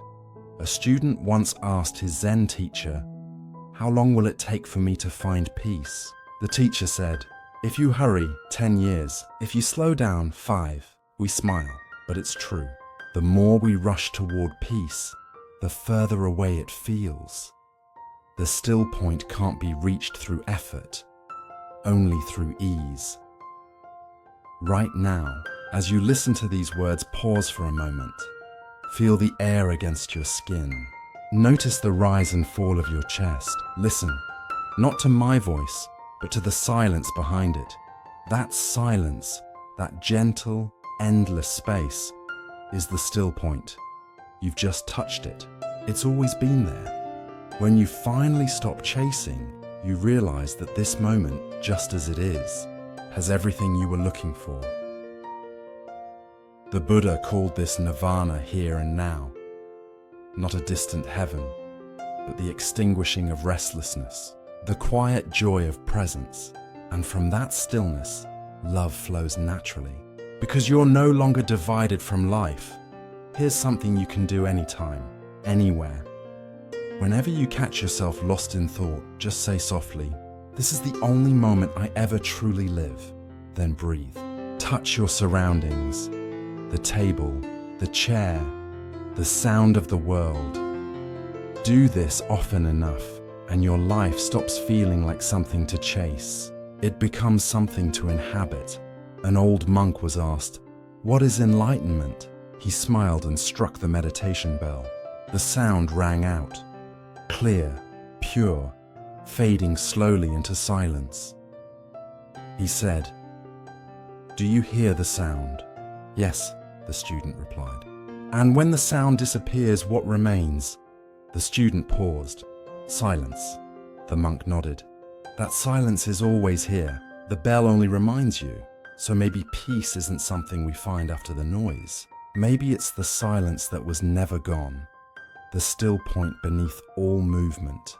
The quiet witness behind every thought.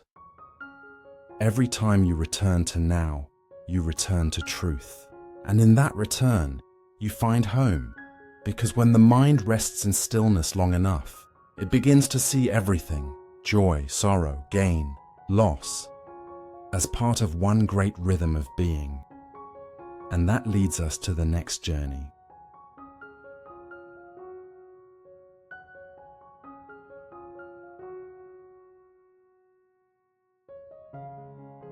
Lesson 19. The path beyond self. And other one afternoon, a monk was sweeping leaves in the monastery courtyard when a traveler approached him and asked, "Are you happy here?" The monk smiled, still sweeping, and replied, "There is no one here to be happy, and no one to be unhappy."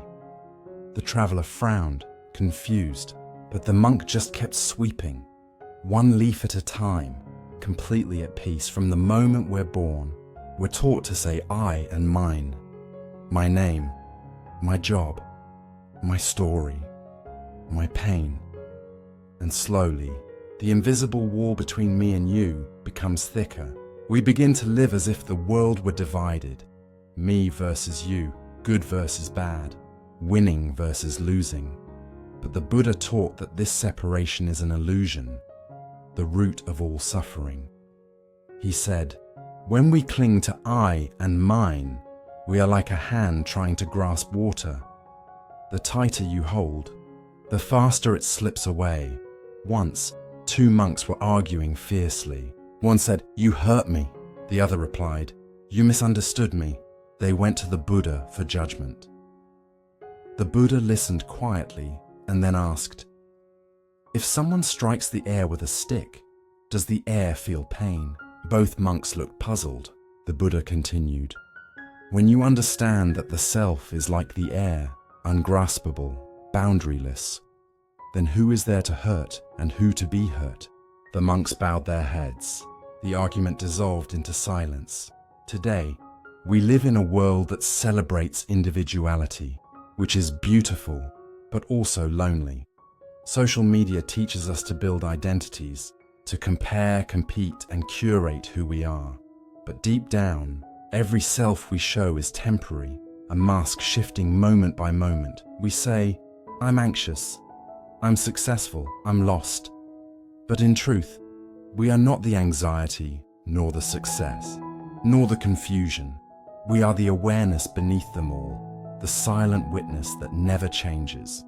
Imagine a river. You point and say, that's the river. But what exactly are you pointing to? The water? The shape? The movement? The river is not a thing. It's a process. It exists because countless conditions flow together. The rain, the earth, the gravity, the sky. In the same way, the self is not fixed. It's a movement of thoughts, emotions, memories, and body, all flowing, all changing. When we see this, the heavy burden of me begins to soften. The Buddha's teaching of anatta, no fixed self, doesn't mean you don't exist. It means you don't exist the way you think you do. You are not a separate island. You are the ocean, expressing itself for a while as a wave. When the wave says, I am the ocean, it's not arrogance, it's awakening. When it says, I am separate, it begins to fear disappearing. But the wave never truly dies. It simply returns home. There's a story about a young monk who entered a meditation hall filled with mirrors. He bowed to the Buddha statue at the center and suddenly saw hundreds of Buddhas bowing back. He laughed softly. At that moment he realized every being is a reflection of the same awakened essence. That's why the Buddha said, seeing others as yourself, you harm none. When you hurt another, you hurt your reflection. When you forgive another, you free your own heart. Sophie and her mother hadn't spoken in 6 months. Every conversation turned into blame and tears. One day, Sophie sat in meditation and remembered her teacher's words. In conflict, ask not, who's right, but what's wounded? When she looked deeper, she saw the same pain in both of them. Fear of not being seen, not being loved. That day, instead of defending herself, she wrote, Mum, I see how much you've suffered. I want to understand you again. Her mother cried when she read it. The wall between them finally cracked. That's the power of going beyond self and other. You stop needing to win and start wanting to heal. Even modern physics and neuroscience echo what the Buddha saw 2,600 years ago. Atoms share electrons. Trees breathe out what we breathe in. Your heartbeat synchronizes with the rhythm of another when you hold hands. Everything is interconnected. You are the breath of the trees, the laughter of your ancestors, the thought of someone who once loved you. The Vietnamese Zen master Thich Nhat Hanh called this interbeing, the truth that nothing exists by itself. Try this for 1 week. Every time you look at someone, at the store, in traffic, at work, silently say, just like me, this person wants to be happy. Just like me, this person struggles. Do this especially with those who annoy you. You'll feel the walls inside you soften. This is how compassion becomes effortless, when you realize there's no other to forgive. Thich Nhat Hanh once said, when one hand hurts, the other hand doesn't punish it, it comforts it. That's what wisdom beyond self and other feels like. The left hand doesn't say, you are not me. It simply acts out of understanding. When we awaken, our compassion becomes this natural. We help not because we should, but because helping is no different from breathing. We all have people we label as enemies, those who hurt us, oppose us, or make life difficult. But from a Buddhist perspective, the enemy is not the person, it's ignorance, avidya.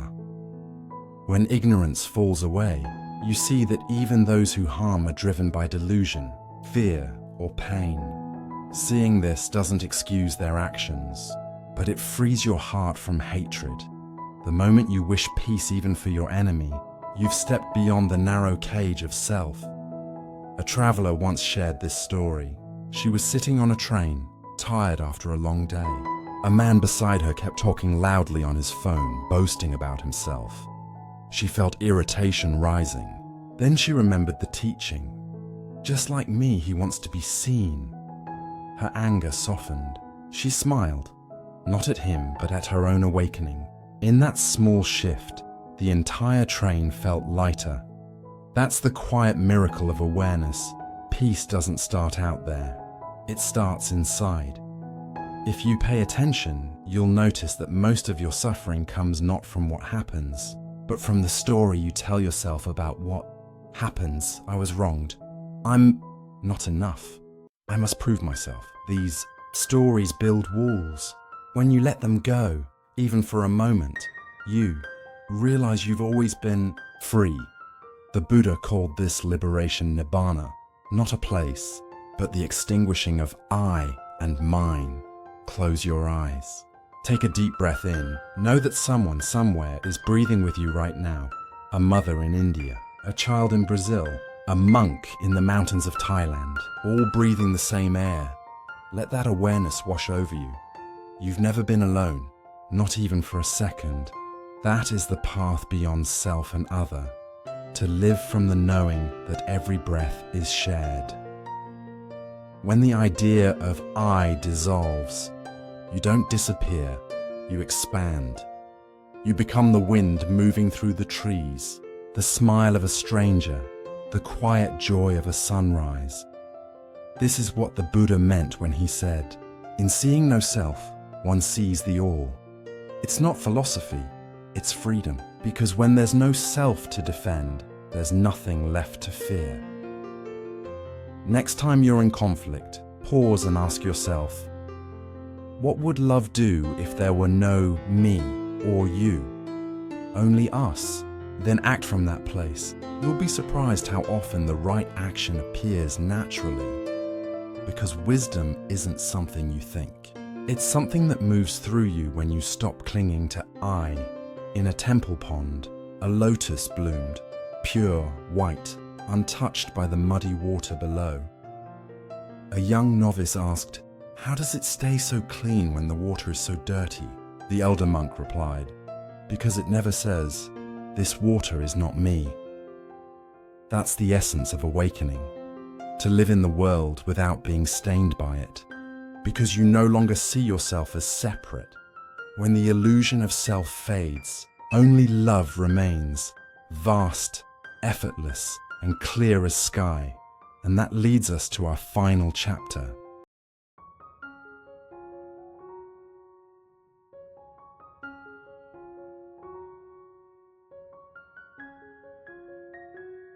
Lesson 20. The Great Letting Go. Dying before you die. It was autumn when Daniel's father passed away. The day of the funeral, golden leaves drifted across the sky like slow tears. After everyone left, Daniel stayed alone by the grave. He didn't cry. He just stood there, frozen, unable to accept that something so full of life could suddenly become silence. For weeks after, he couldn't sleep. He kept replaying their last conversation, wishing he had said more, or less, or something different.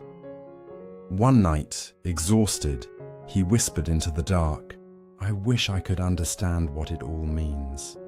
And somewhere within that silence, a quiet realization came that he wasn't mourning only his father's death. He was mourning every moment he'd refused to let go. In truth, every human being carries this same fear. We cling to people, to memories, to plans, to identities. We call it love, or responsibility, or stability. But beneath it all is fear. The fear of disappearing. The fear of not knowing who we are without what we hold on to. The Buddha called this upadana, clinging, grasping. He said, "Whatever you cling to, you suffer for." We think we're holding on for safety, but it's the holding that keeps us drowning. In the Buddhist path, dying before you die doesn't mean physical death. It means allowing the false self, the one that says, I am this, I own that, I control life, to dissolve. It's the inner death of illusion, the death of mine and me.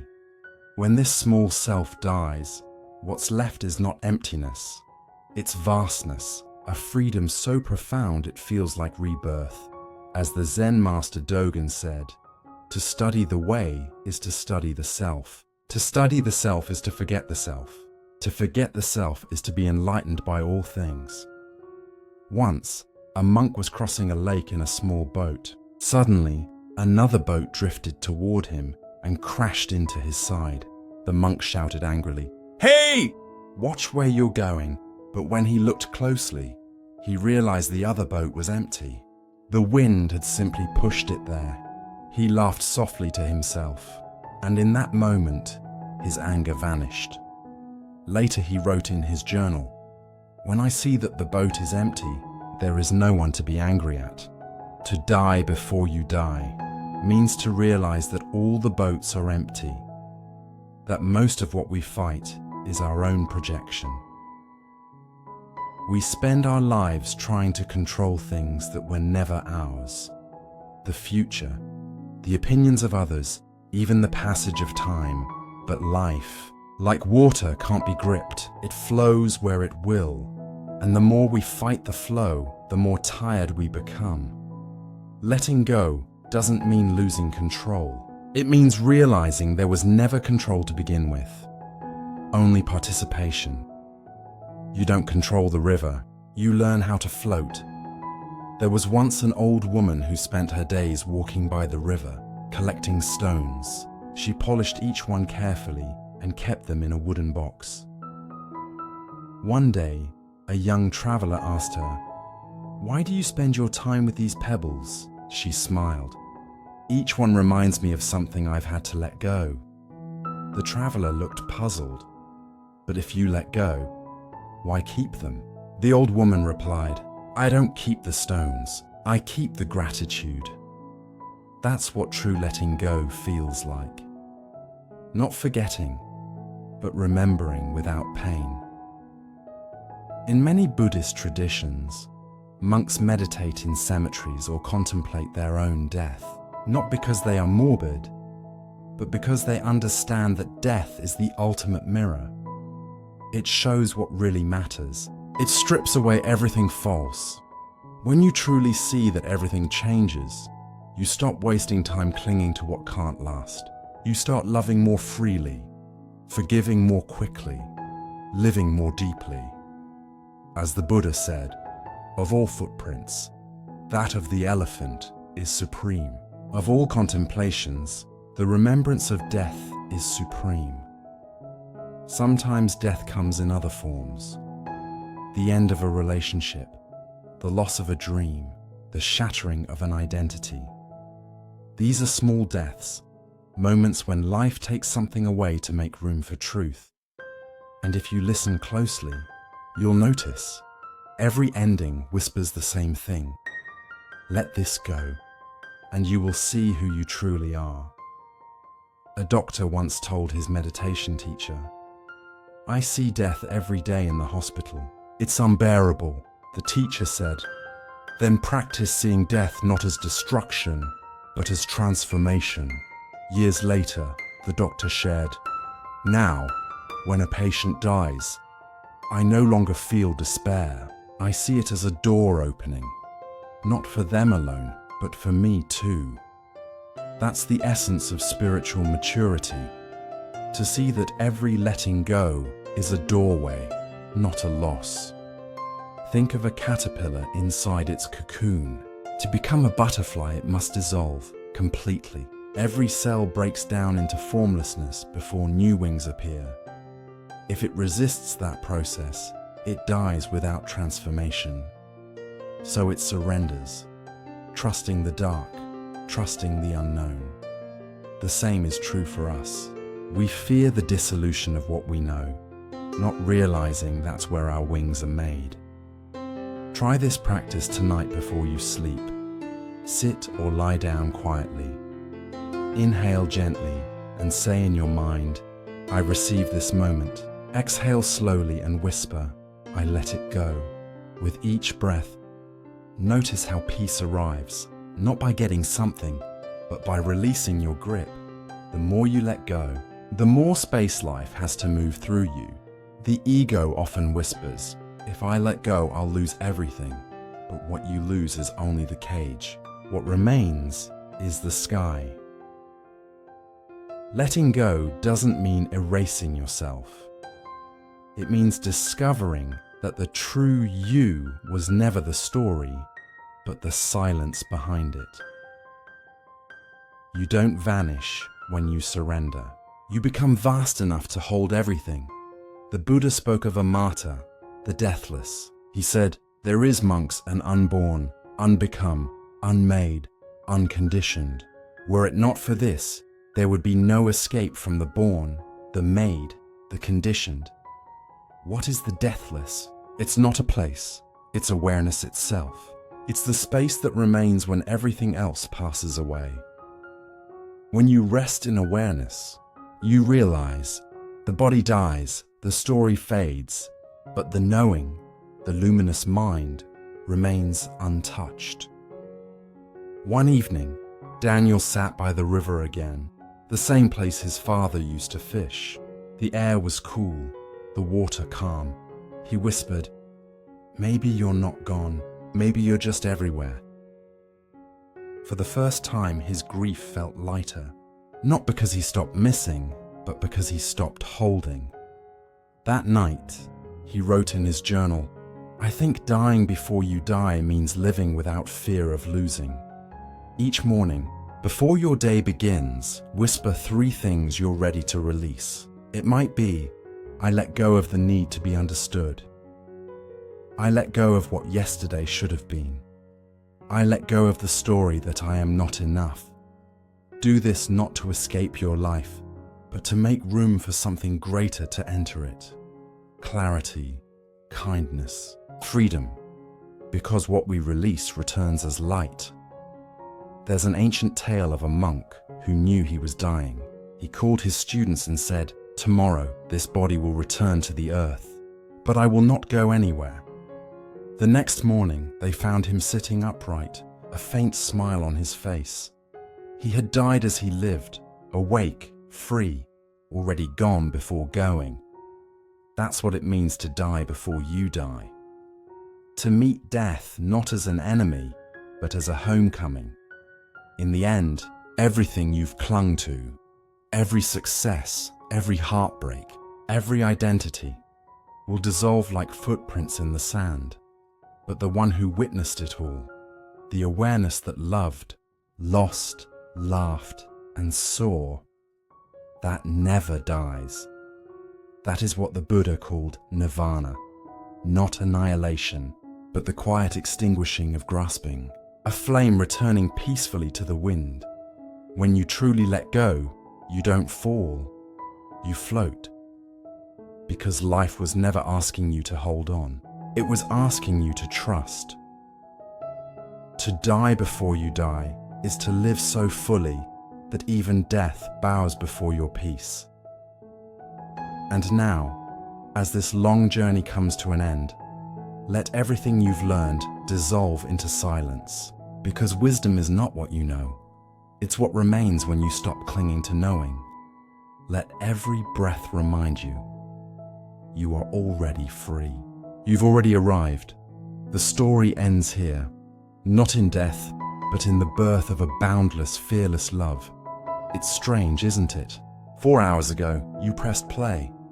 And maybe you didn't even know what you were looking for. Maybe you were tired. Maybe something inside you was quietly breaking. Or maybe you were simply curious about peace, about truth, about something you couldn't quite name.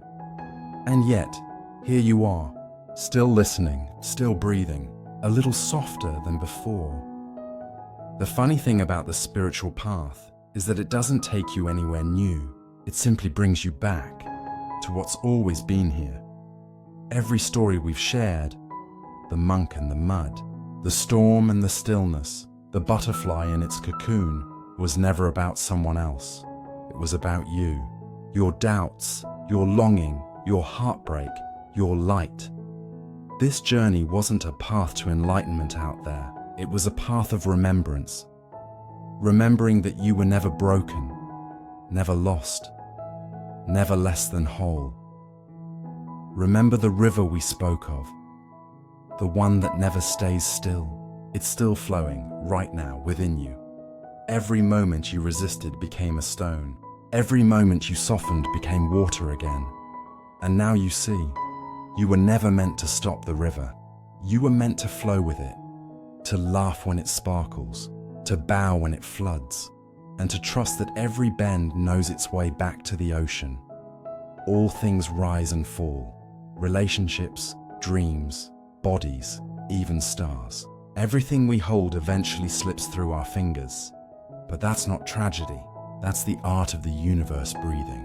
When you create without clinging, when you love without fear, you become part of that great mandala, a circle of creation and dissolution, painted by the hands of impermanence.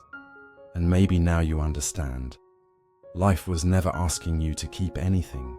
It was asking you to participate with open hands. Throughout this journey, we've spoken about freedom, the freedom of not knowing, of letting go, of dying before you die. But the truth is simpler than all of that. Freedom isn't something you achieve. It's what remains when you stop pretending to be in control. When you no longer need all the answers, the world becomes luminous again. The sky doesn't need a reason to be blue. The rain doesn't ask permission to fall, and neither do you, to simply be. If there's one thing worth carrying forward, it's compassion. Because life will still hurt sometimes. People will still misunderstand. The world will still tremble between love and fear. But when you meet it all with a gentle heart, you don't add to the noise. You become the quiet that heals it. As the Buddha said, hatred never ceases by hatred, but only by love. This is the eternal law. So when you don't know what to do, choose kindness every single time. By now, you've seen that awareness, the quiet witness, was there all along. It watched your joy and your sorrow, your fears and your courage, your clinging and your letting go. It never judged, never blamed, never demanded. It just stayed, silent, loving, spacious. That awareness, that's you. Not the thoughts, not the story, not the past. Just the clear sky that holds every passing cloud. And maybe now you can let go, not of life, but of the struggle against it. You can stop fighting to be someone. You can rest, finally, in being no one in particular. A leaf on the breeze, a wave in the sea, a heartbeat in the vastness. To die before you die is to love before you lose, to trust before you see, to bow before you understand. Close your eyes for a second. Feel your breath, rising, falling, rising again. This is it. The whole teaching, everything the Buddha ever said, every sutra, every parable, is contained in this single humble movement. Inhale, receiving the gift of now. Exhale, returning it back to the universe. That's it. Birth and death, gain and loss, joy and sorrow, all balanced in one gentle rhythm. The great irony is this: you never had to find peace. You only had to stop leaving home. Home is not a place. It's the quiet inside you when you stop running from what is. You've always been here. You've always belonged. Maybe now you can finally whisper to yourself, I am home. Before you go, let these words stay with you. May you walk gently upon this earth. May your eyes see beauty even in endings. May your heart remain open even when it breaks. May you remember again and again that peace is not something you find, it's something you return to. And when you forget, because you will, may you smile, take one mindful breath and begin again. Every story we've told dissolves into silence now. Every insight fades back into the great unspoken, but silence isn't empty. It's full of everything we've touched. Every tear, every laugh, every breath, woven back into the fabric of being. You came here searching for peace. You leave as peace itself, because the journey was never about becoming. It was always about remembering. If this is goodbye, then let it be a soft one, the kind that doesn't end but gently bows, like a candle flame returning to the wind. The journey doesn't stop here. It continues in your breath, in your kindness, in the quiet courage it takes to live fully, love deeply, and let go gracefully. Welcome home. If you found value in this video, I invite you to like to spread positive energy, share to sow more seeds of peace with your friends and loved ones, subscribe to journey together in exploring Buddhist wisdom and healing every day. Because happiness is not a personal matter, but a path we walk together.